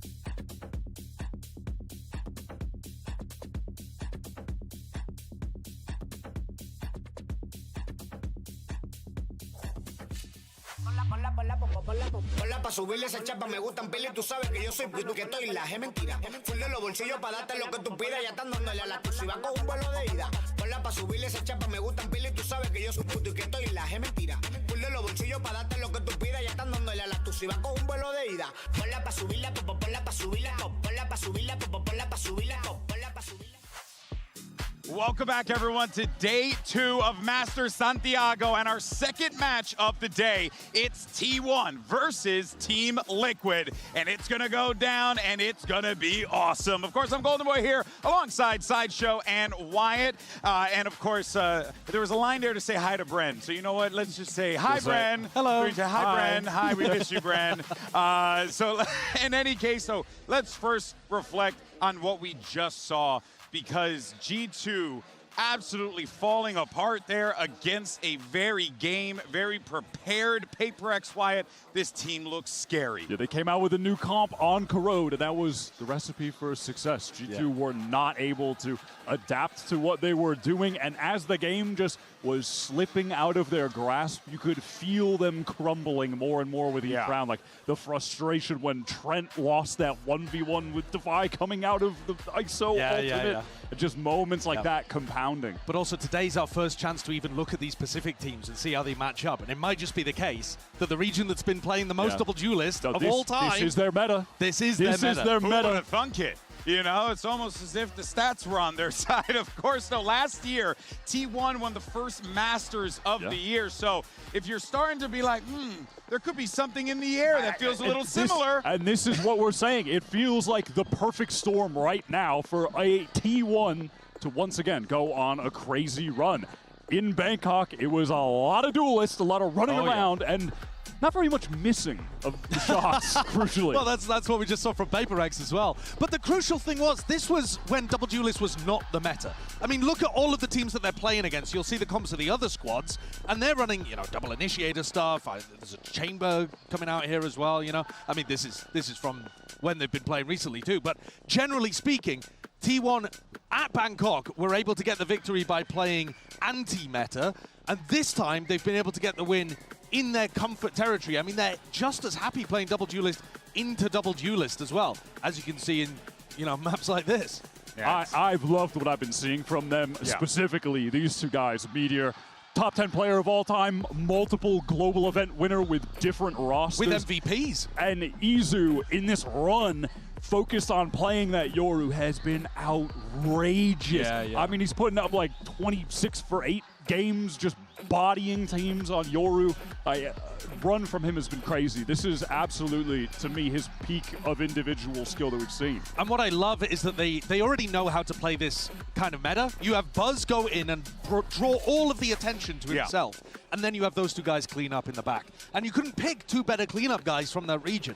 I mean, with the space that Buzz creates, be it on attack or defense by playing hard anchor or hard entry, the rest of the squad is just ready to clean up. Yeah, it does feel as if this T1 roster are set and ready to go. This could very well be an event that favors them. We could be seeing a little bit of deja vu in the air. But for more on T1, let's send it over to Jen Lee. Had an opportunity to catch up with Munchkin. Jen here with T1's Munchkin. Now, Munchkin, first time for T1 going up against Team Liquid. And Nats, the infamous no access to site in particular, but you have faced Nats about twice in your career back in your Crazy Raccoon days. So I just wanted to ask you, where do you place Team Liquid right now out of all the 8 teams that are here in Swiss stage? Nats, no additional trophy, sorry. Nats stands for no additional trophy, sorry? Okay, so not so high, I guess. All right. Thank you and good luck. That's good. That has killed me. But that's at least it's sorry though. That's like the I'm nicest sorry. trash talk I've ever heard in my life. Hey man, we're gonna deny you. Okay. That's but you know, speaking of Munchkin, I mean, we've been covering this guy for years. An absolute talent across multiple games. A guy who has been there, done that. He's been successful in this return to T1. And one can wonder here, Wyatt, like, you know, is there even more for this guy to give? Because it feels like every time we see him. He's finding a new level to reach. I feel like most importantly when I'm watching these games, his addition has added some structure to the madness of T1 last year. That is the most crucial part. And it was mad. I mean, Yeah. it was mad It was inside, mad. outside That's the why game. It felt insane that they won Bangkok at the time because they were actually They were in a mental. mess. They were actually in chaos, but then they brought that chaos and got a title And out that's what I'm of saying. it. Now it's the perfect storm of the meta, plus you have a guy that has made the madness more structured, and they still have that outrageous firepower carrying over. I mean, it feels like the pieces might be fitting together, GB. The throwback to those crazy Raccoon days where they used to just turn up and get bullied by people like Nats. And now you've got Munchkin coming back with a squad that is probably the favorites here in this matchup. I mean, listen, even saying that, we'll talk later about like what our expectations would be, but T1 coming in as the higher seed, at least. I've got high hopes for T1 at this tournament. I really do. I think they've got a great opportunity And to go on a deep run. I think everyone should be feeling pretty big on T1 coming into this one here. Things are certainly going to be looking up for the squad, but then let's take a look at the other side of the stage, because you got veterans on T1, but you got the veteran in Nats. You know, this dude has been there, done that. Look how long he's been playing the game. And I'll go as far as say outside of that outlier of lock-in, which is an outlier in general sideshow, you know, this you can't argue with the man who just always shows up and puts up numbers. Yeah, he shows up, he does put up numbers, but I mean, it's been a long time since he's been up towards the top, hasn't it? It's back to the Gambit days when he's been hunting for trophies. But I think what's so special about Nats is that he's taken teams that shouldn't have really even been expecting to be in trophy hunts, and he's put them in global events. And I mean, he has put them into those positions through his leadership, through the way that he's crafted the team's style together as well. And I've got to be honest with you, when I looked at the Team Liquid roster again this year, I was like, well, he's not going to do it again, is he? But a question that I have for you, though, is that, yes, he has brought this team here, but as we saw with G2 earlier, a team that domestically looks really good, managed to pick up massive wins. You can make the same case for Team Liquid. They've made a run in that lower bracket to get to this point here. But it does feel like these specific teams, Wyatt, are coming in with a lot of firepower. Is Liquid prepared? A big difference between them and G2, though, is that when you're looking at the guys that they picked up around Nats as the IGL, it's a real ragtag group of fellas that they got together that he's made work. Like Miniboo being released from Team Heretics, but looks far better with this squad and the style that they're playing with his Neon. It looks more comfortable than he did with Heretics, you know, as of the latter part of their run. And then Wayne, just a challenger snipe pickup.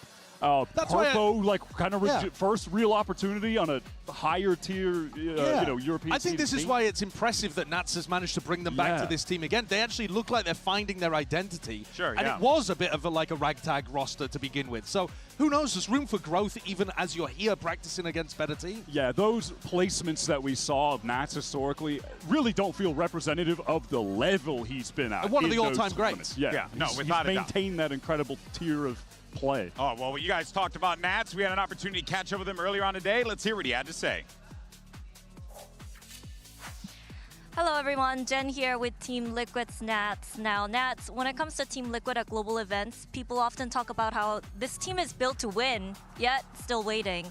So how much do you see this roster as an opportunity to change that conversation?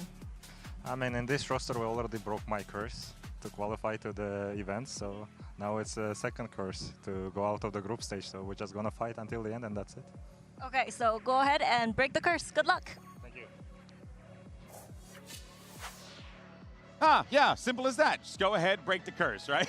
Simple as that. Of course, so Team Liquid, they have a big win condition. We talked about him earlier. He was a player that came in from Heretics and joined this Liquid lineup and looks damn good on the Neon, Wyatt. It is, of course, Miniboo. Yeah, crazy stat that they're 8 for 8 when he's playing the Neon at the moment. But when you watch their games, you can see why. He is playing at this crazy high pace, but it's being matched by the rest of the team. You're going to see a lot of double duelists where Camo is also on the waylay, so he is able to just match that with a double dash in.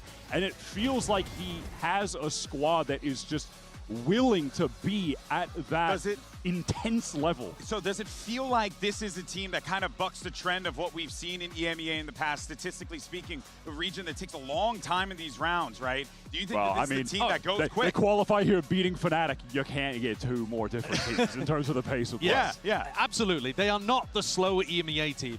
And in fact, it's so clear coming in that this should be their identity on even more maps in the pool. They don't currently play Minibu Neon everywhere, but they should be. Yeah. And the Neon is spectacularly good. I mean, we've seen it from Nongshim, who were the #1 seed coming out of Pacific. If you have a great Neon, you can run over people, and it's very, very difficult to stop. Yeah, well, and then also another player that you guys have been bigging up here, new to me, this guy is but a this menace. year was amazing. He's new to everyone. Yeah, so, so what is this guy's deal? You shouldn't know who Wayne is unless you're really in the trenches, like watching Tier 2. I mean, yeah, crazy snipe pickup. This guy has been a clutch monster. He's had some just disgusting moments. Oh, this one against Vitality, they were brutalizing them in this lower bracket on map 2. And then this early on Breeze just felt like a nail in the coffin. How can you come back from that mentally? Yeah. For He will context, just destroy you. Wayne's second to last team before joining Team Liquid was a squad called Kimmy Kittens. Yeah. So, you know, your boy had the glow You're not familiar, bro? in EMEA, he was struggling to adapt to the new kind of like white noise setup, and he was like, bro, I can't hear anything in these official matches. Imagine what he's going to be like out here. Like, the growth that he has to go through to keep performing is always a new challenge. And listen, we got to call a spade a spade. This environment, the electricity from the crowd, it is absolutely absurd. So you're really walking into a situation where you just have human white noise everywhere around you. It's going to be just shenanigans. But for now, though, let's see what's going on with the picks and bans and where our battlegrounds are going to be today. Hey, everybody. All right, so we're going to start pick ban. T1, since you're the #2 seed, you get to choose A or B. Are you A or B? Team B. Team B. Team B? Okay. T1 is, T1 is Team B, TL is Team A.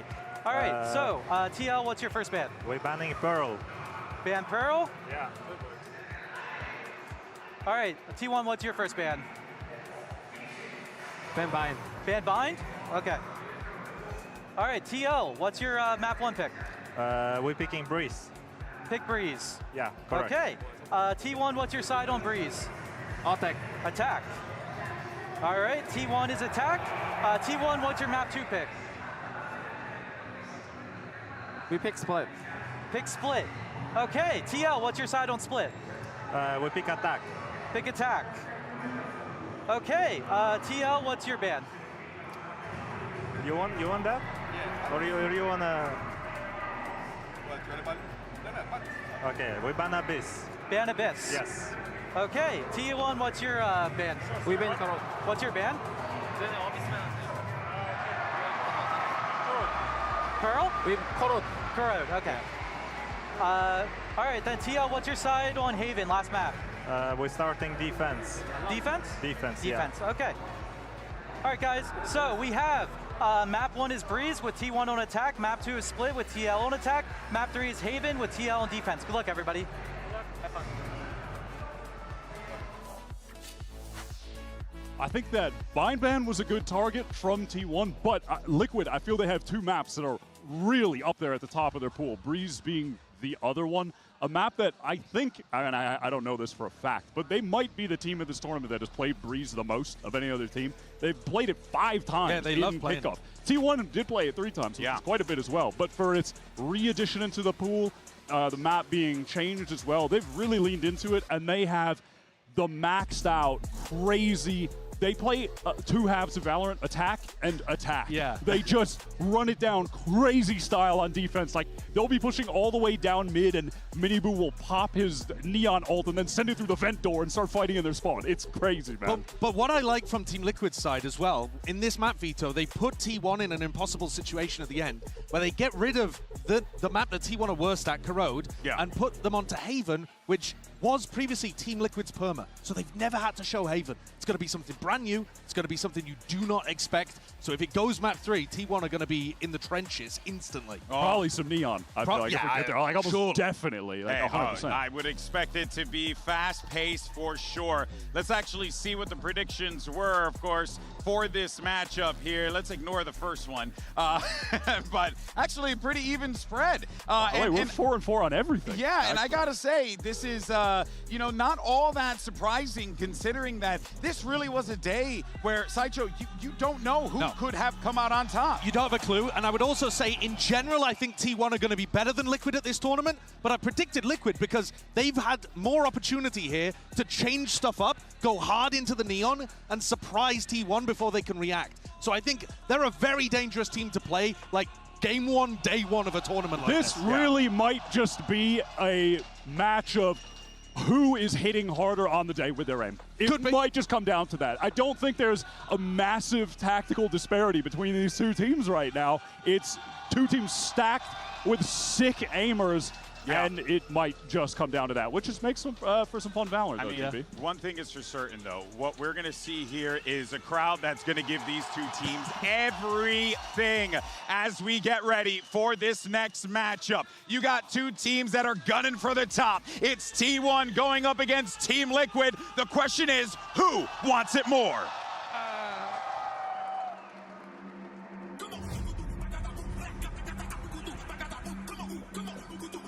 Y ellos son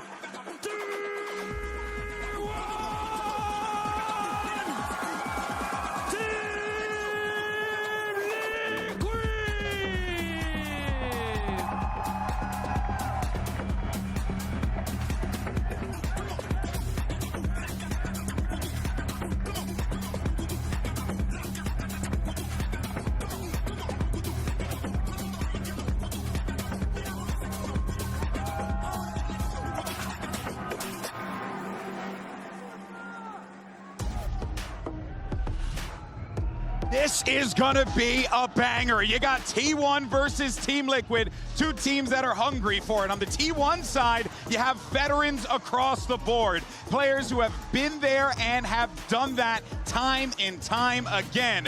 But on the other side, you have a young team being led by a veteran who has experienced success, Wyatt, which means anything can go when you walk onto that stage here in Chile. I feel like Nats, when you talk about the experience, was this silent killer back in the day when he won that trophy, and now is this aura farming IGL talking crazy trash to the other teams, keeping his own team mentally in it, really transformed into this, I feel like, all-rounder. I think the key when you're looking at the HyperX map select, though, is that Team Liquid have got to get out to a good start here. I love the second map pick from T1 of Split. I think that puts Team Liquid in a bit more of a difficult position. And who the hell knows what's going to happen on Haven? You got no clue. So I think Team Liquid have got to come out really strong, really early.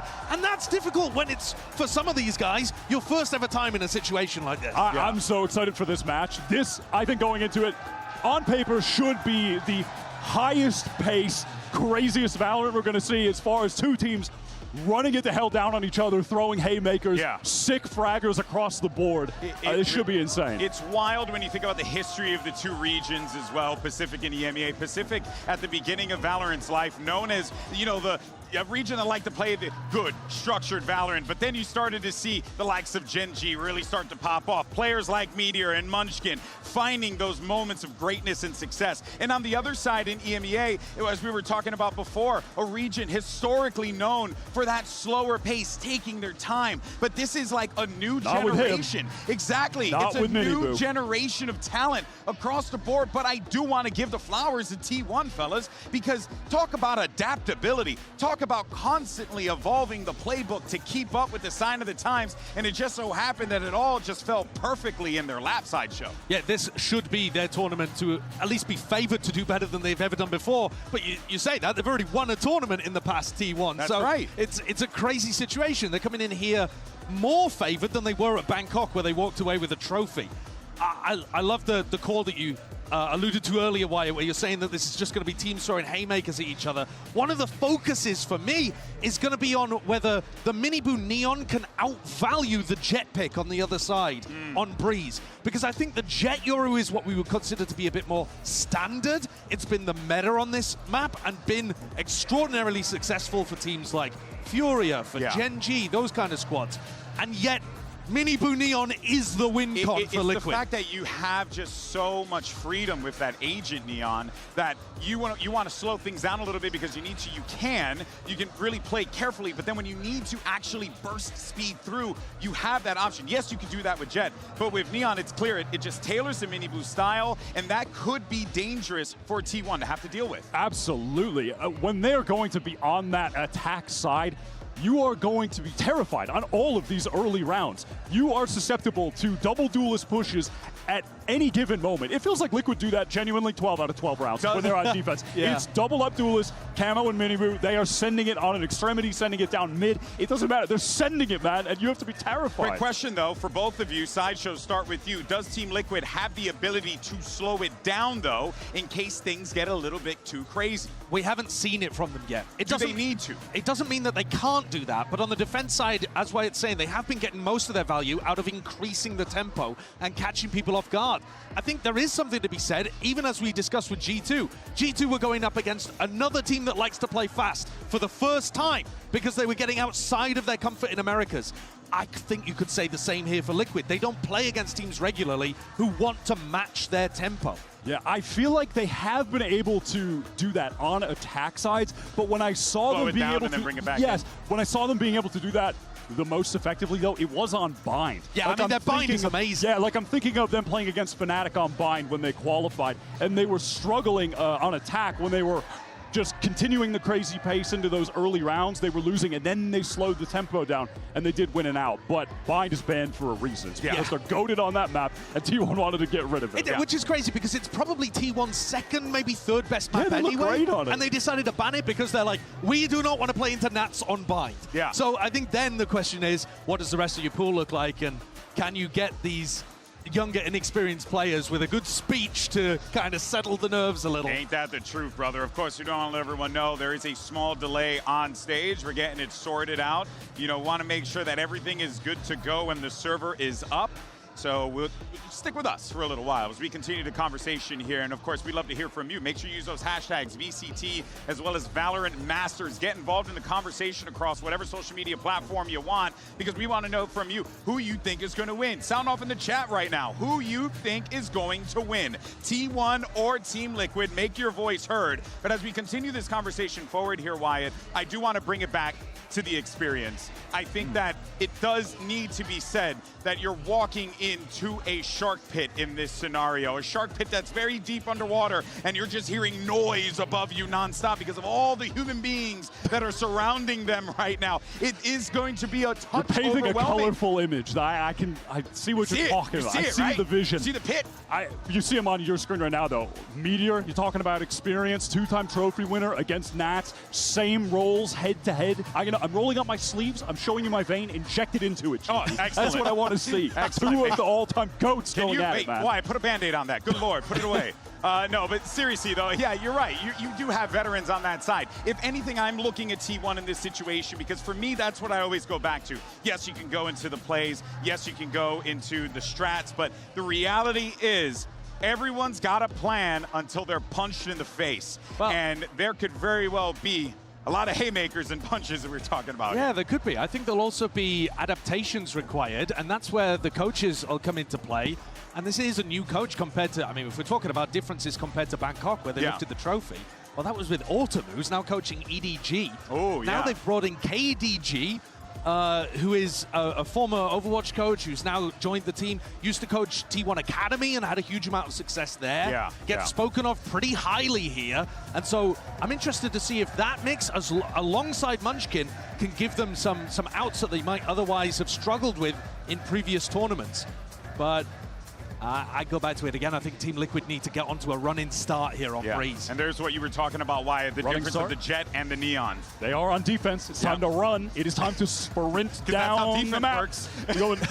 And on T1 side, the Jet, I mean, always going to be awesome to see Buzz on just his OG agent where he made a name for himself years ago, joining up with DRX.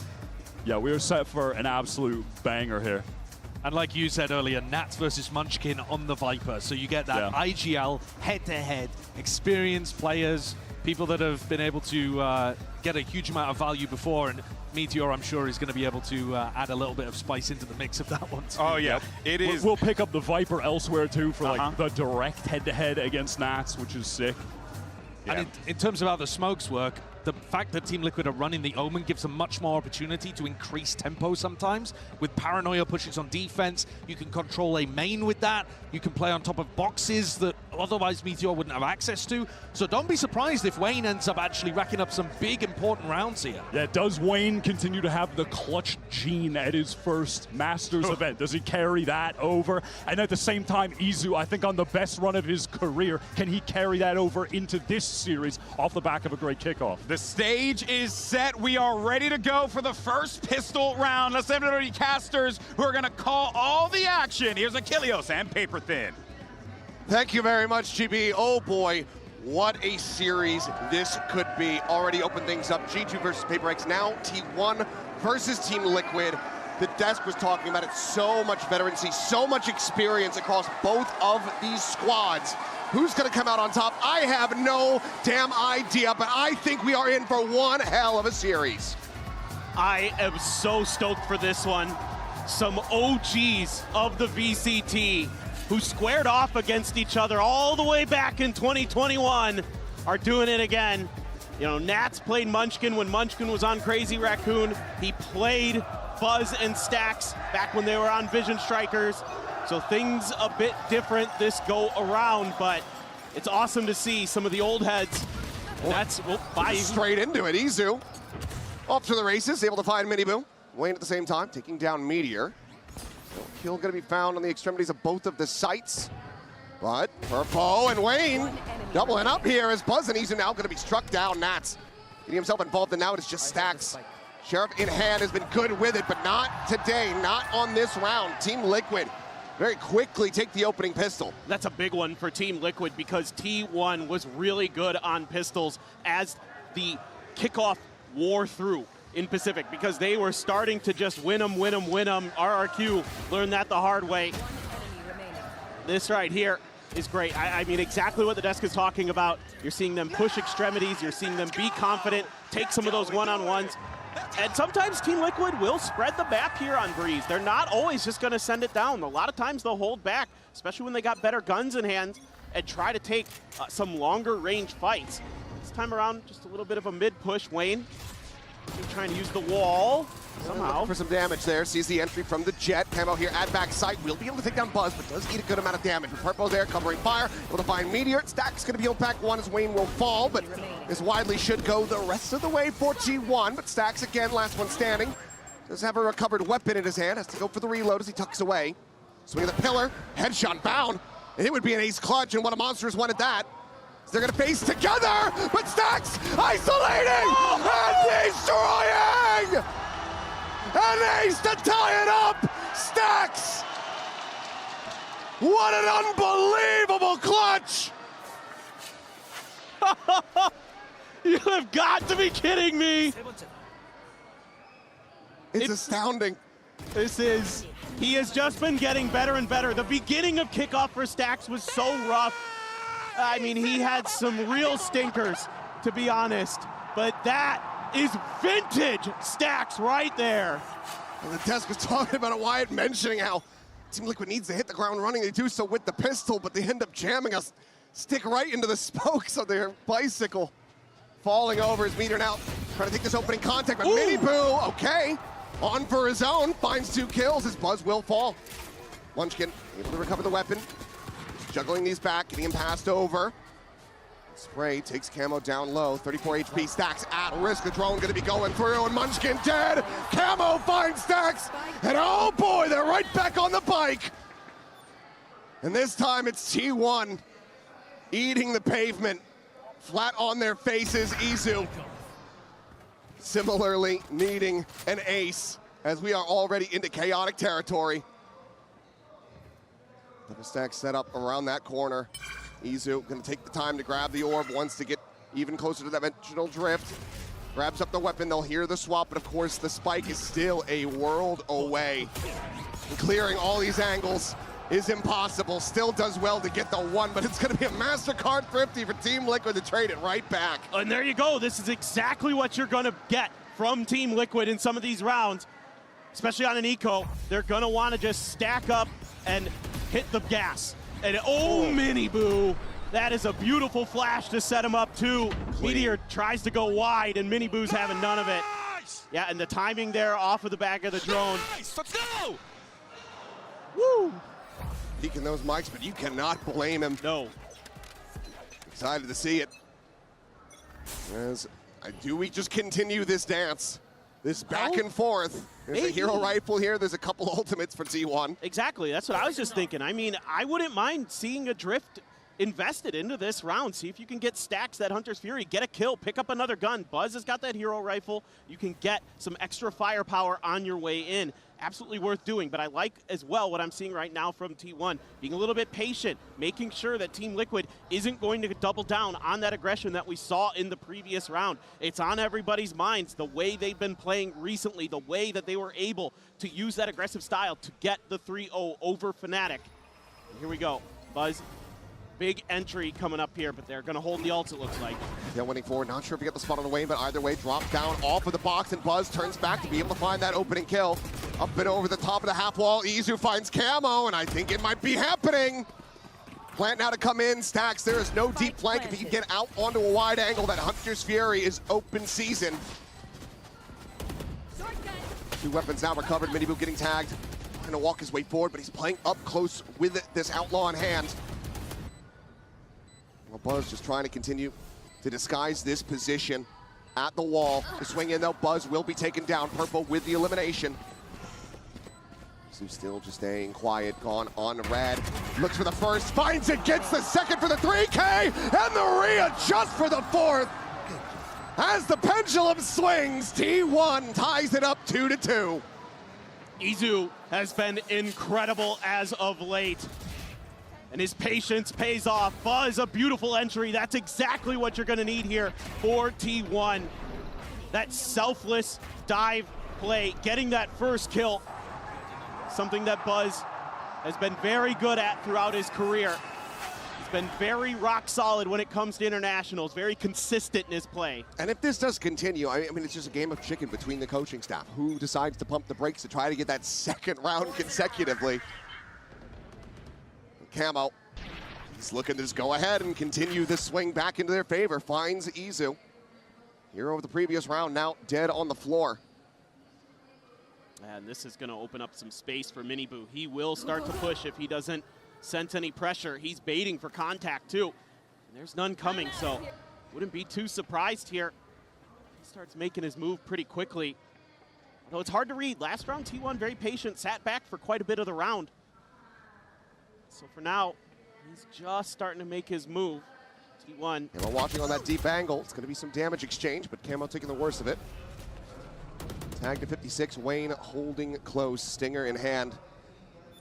Stack sends out the drone, could undo this position. 46 seconds remaining on the clock. T1 still keeping things quiet. Gonna have to clear this close corner. It's going to be the danger man is Wayne. Recon at the ready, Camo skirting forward, getting closer and closer. Trying to set up this 50-50 angle perhaps. Stars now being placed, looking for the concuss on the corner, the push coming in. Wayne able to hold his own for one, but Buzz turns back, finds that elimination. Now Camo needing to try to hold the line, but no, Purple arrives at Arches, finds Buzz, and it's just Meteor left to his own devices. The trade backs shall continue until morale improves as Team Liquid will get themselves a third round win. This is just all off the back of that first pick. You get that kill onto Izu, and it opens up the match so much for Team Liquid, where they can just hold the line at those crossfires, even with the Nova Pulse to try to clear a corner. Still pretty clean there for Liquid to thwart the entry. So I think as T1, things are looking a little bit off kilter. You've had to rely on some pretty big hero plays to get where you're at. So they're going to be ready for this mid push out. pacey. Well, Meteor has been identified here, all alone, isolated, and picked apart. Minibu finding the kill, and now Team Liquid very well know what is going on. It's just T1 putting themselves forward onto the B site.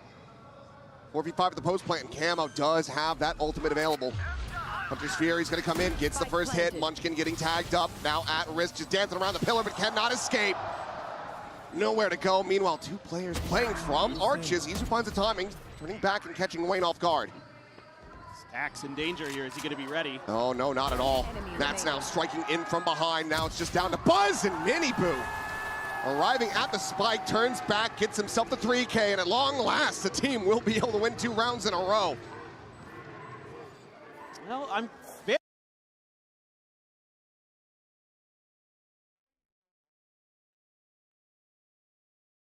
KDG has. He's locked. Minibu's locked. He's been slowly but surely ramping up. Damn, he's talking hella shit right now, no? That he's joined. I wouldn't mind, yeah, a pause of the timer. He looked over to his teammate. You heard that, right? He looked over to his teammate. You like that? You need to be a little bit more cautious of some of those entry angles. You got to make No. that when they're going to push down the extremities or through mid, that you've got some counter plays available early. Tarek, why does your mic sound so well on YouTube and Twitch is meh? I think part of the problem, if you actually go back and watch the last time Liquid played Breeze, they were actually a little slow. Like, they would take their time, especially in the first half on their defender side against Vitality. So I think maybe T1 expecting that you might get some of that same defaulting where they're just going to spread the map, you know, like 1 player up mid-nest, 2 players B site, 2 players A site, but they're throwing some trickery already. You need to make some adjustments quick. Minibu loves you so much, yet you rooting for T1 frauds. For T1, not going to look to force up for anything too significantly. Could have the knives come in for Buzz. Hey, Tarek, you may not remember right now. You may not remember me, but my name is Richard Gonzalez. We used to go to high school together. I miss when we would make out in the janitor's closet. Glad to see you're doing well, though. Be a very big turning point here for Team Liquid. I mean, you mentioned the Vitality series. We were looking so incredibly good, but then started opening the door a little bit. Vitality nearly had squeezed their way back through to push that map to an overtime. They cannot afford to have that happen here. Ask any of the teams at these events, and they'll tell you that opening series is so I ain't explaining shit. Very curious, though. I wouldn't mind a timeout here from KDG for T1.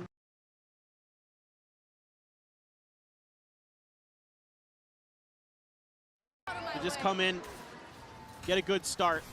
You know, for T1 as well, they haven't played a team that plays Neon on this map, so that's something they're going to be adjusting to. Most teams in Pacific favoring the Jet.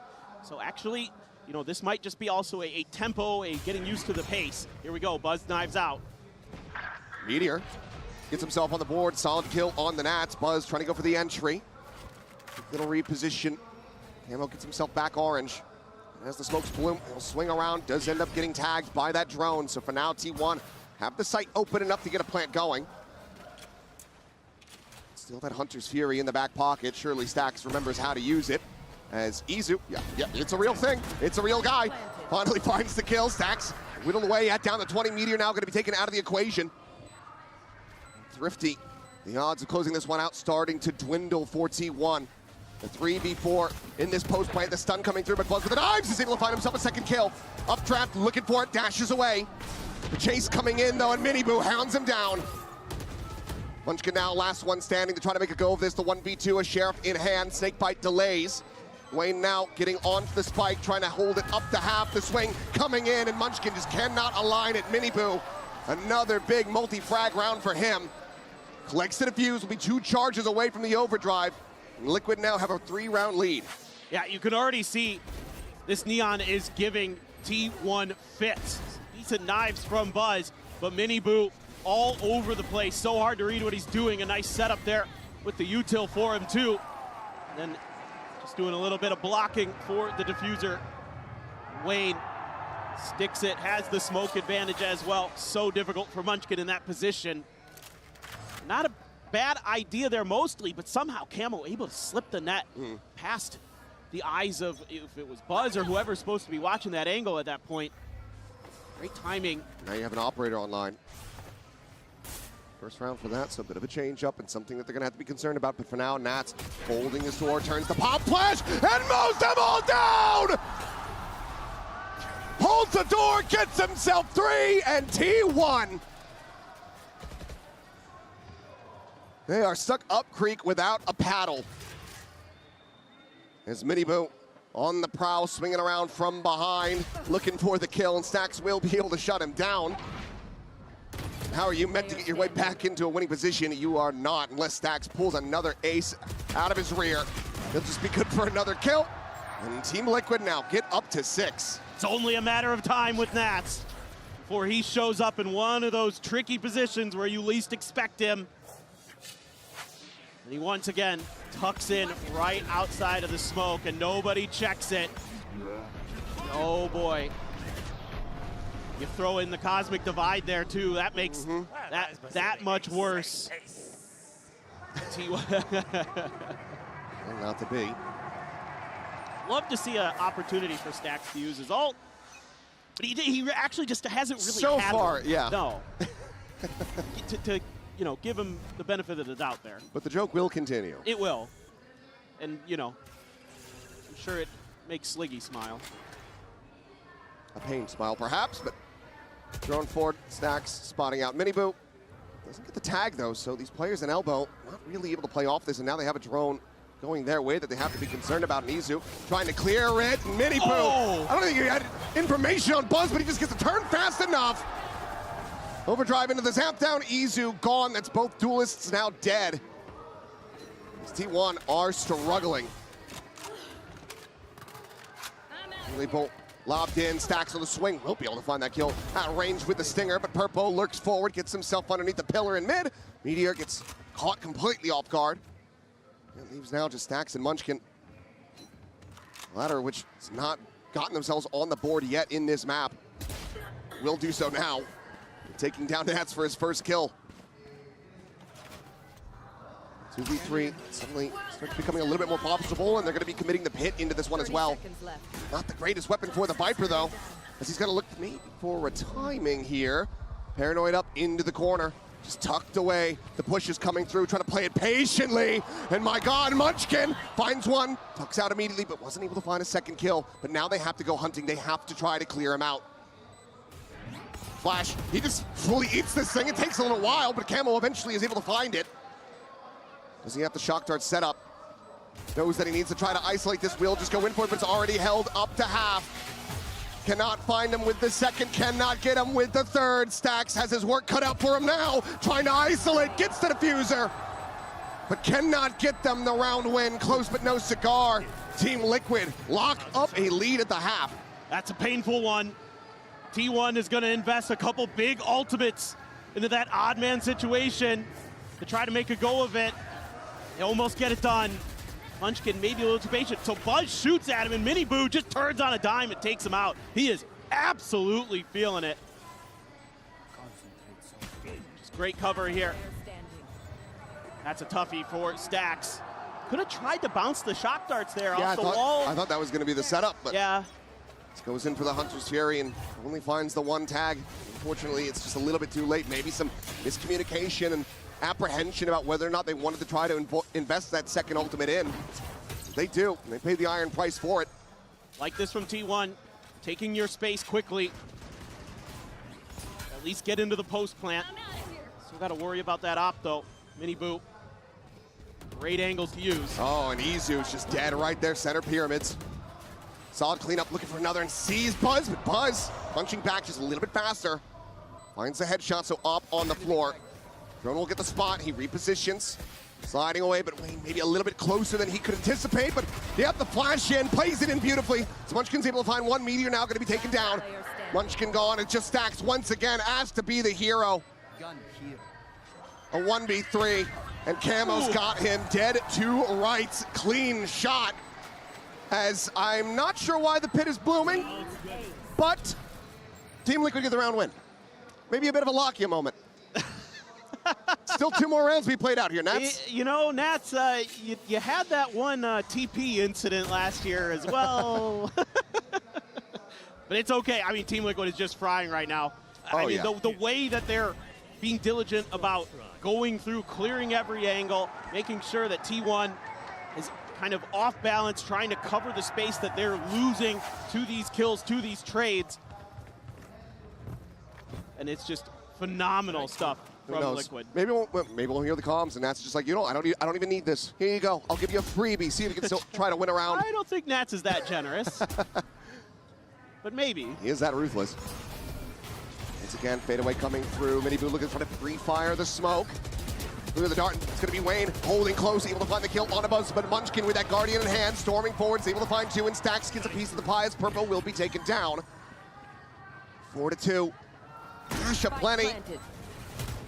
Do they try to make a go of this?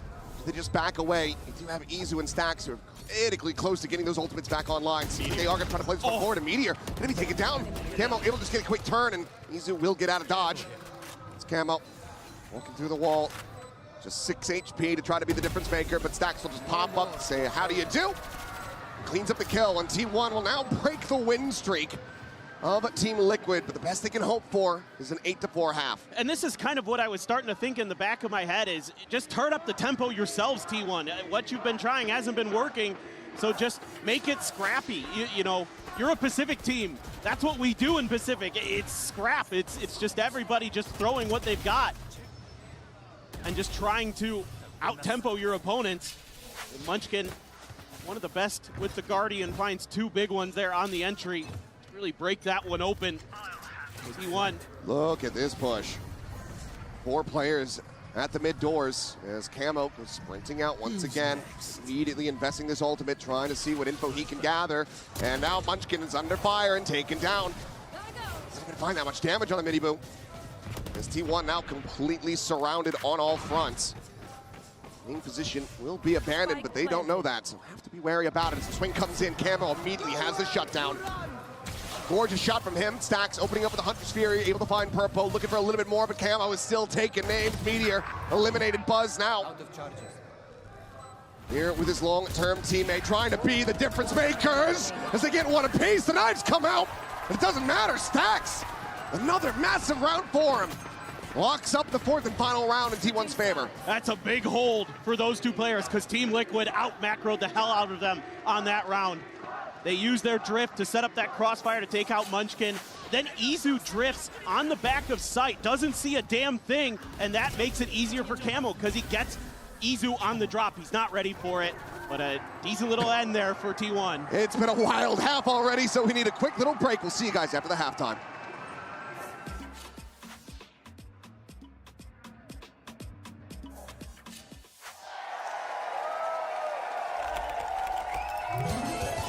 Red Bull gives you wings.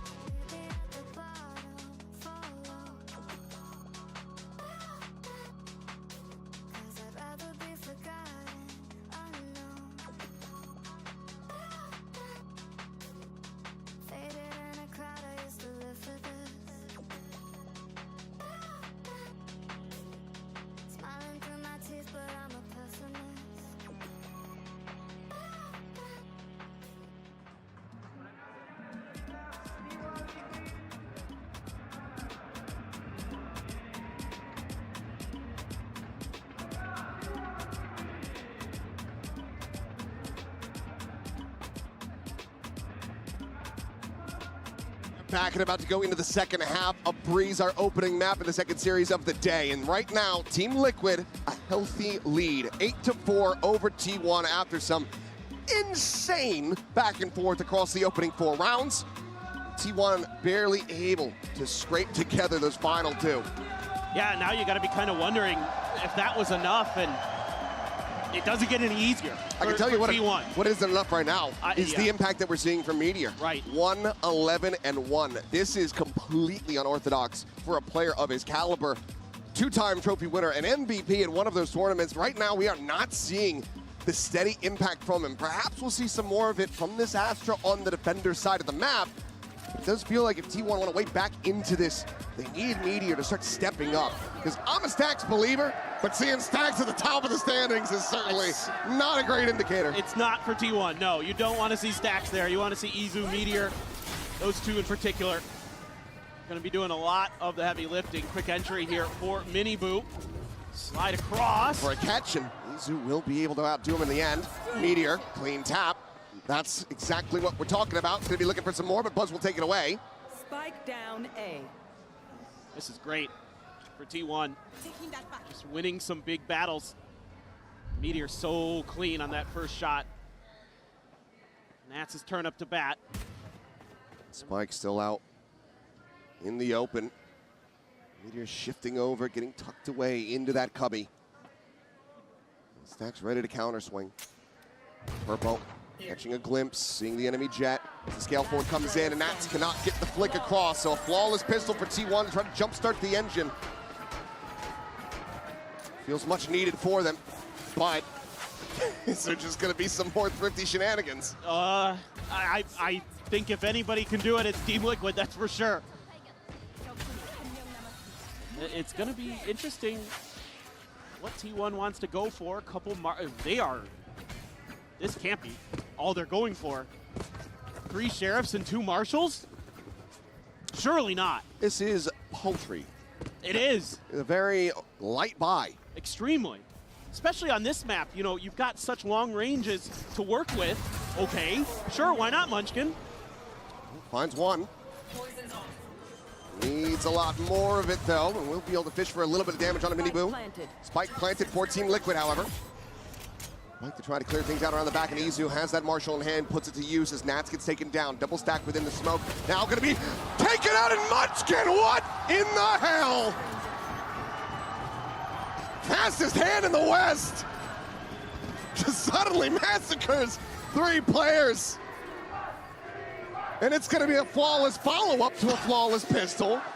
And T1 are now 2 rounds away. Oh, and they're just swimming in cash. Thanks to the gunslinger here. Oh, my. Woo! That looks like a gameplay trailer moment. Oh, boy. And that's just crazy, the bonus that you're going to be able to bring. So you're basically buying into this bonus now. A Bulldog for Stacks. Everybody else, guns, even full armor for Munchkin after that big round. So this gets interesting for Team Liquid. Looking for the entry, fast lane, set up, Miniboo. Sliding his way in, but Stacks finding a timing, peeks out of the smoke, is able to find one. Izu at the same time taking down Wayne, but not before Buzz gets eliminated. Fish a little bit harder, eventually are rewarded. The Sova now gone.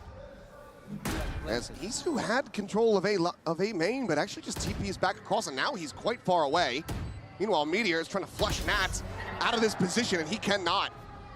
Holds the bridge, drops down, challenges out towards Sands. Izu will be able to take him out, so a 2v2. T1, they still have to clear a multitude of angles to try to figure out where these remaining players are. Not much time to work with. No, it's getting away from them here a bit. Munchkin, the dodge out on the relay bolt, but the time seems like it's already going to be gone, and there's the kills coming through. So Team Liquid able to deny the bonus conversion. Does end up costing them a couple players. Yeah, and so the money going to be a little bit weak, but you're going to have enough here to get that outlaw for Nats. And he knows that he's going to be afforded opportunities based on the economy of T1 to find some players that are going to have half armors, most likely.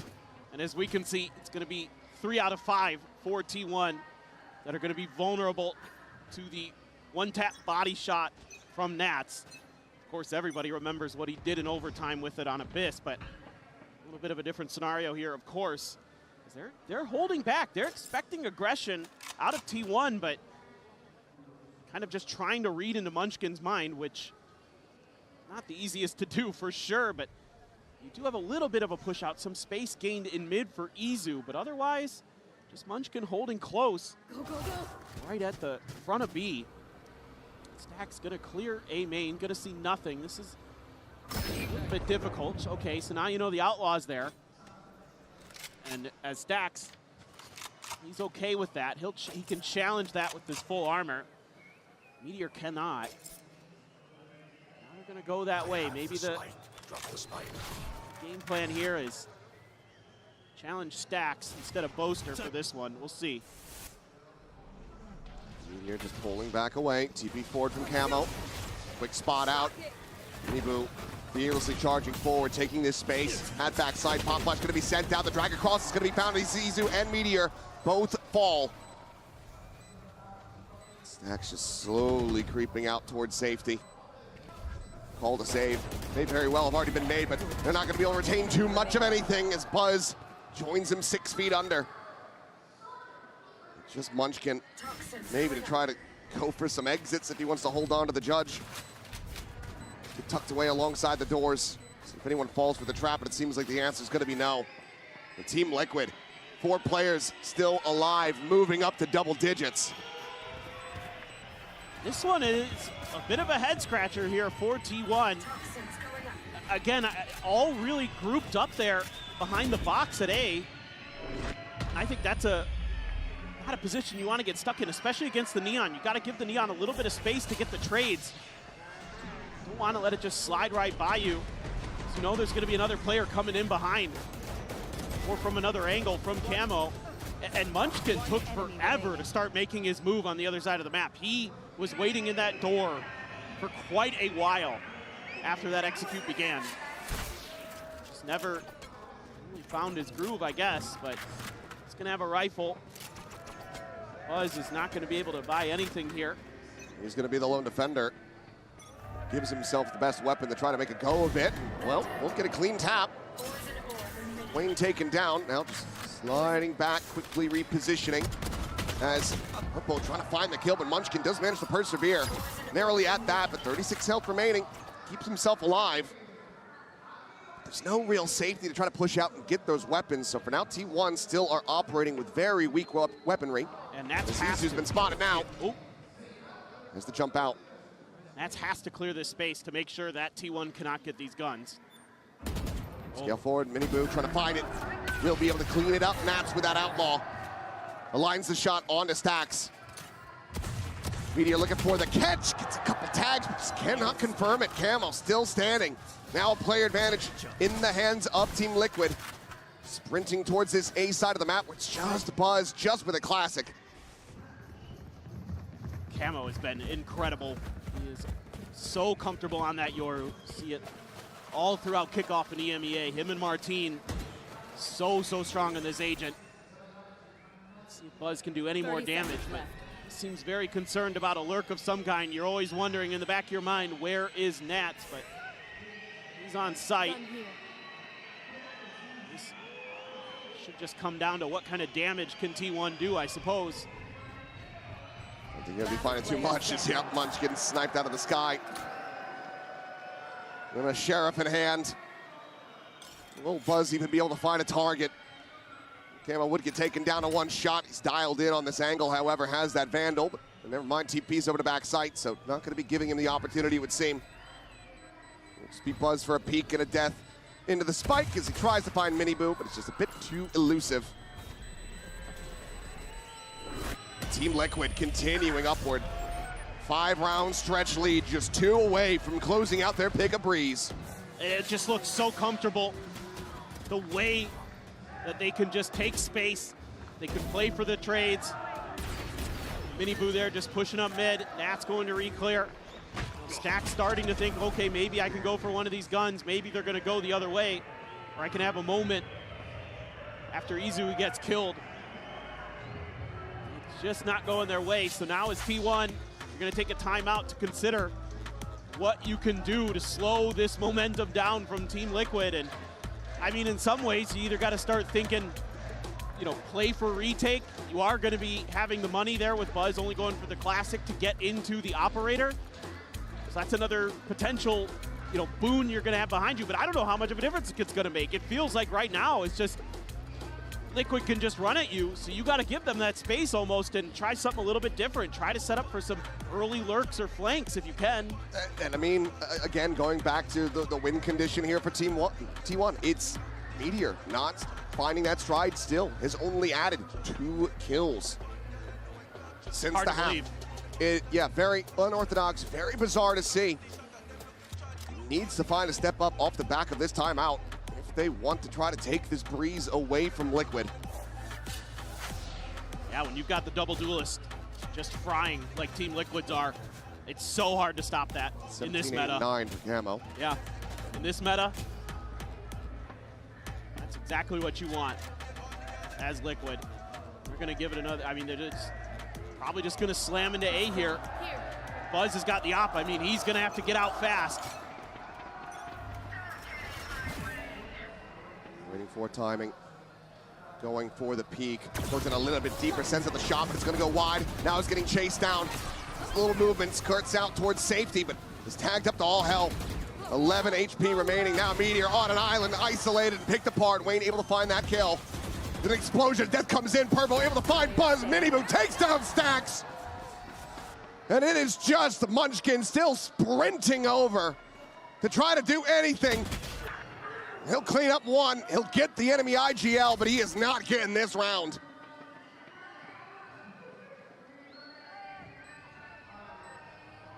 Miniboo happily takes the off, and he will put them down with it.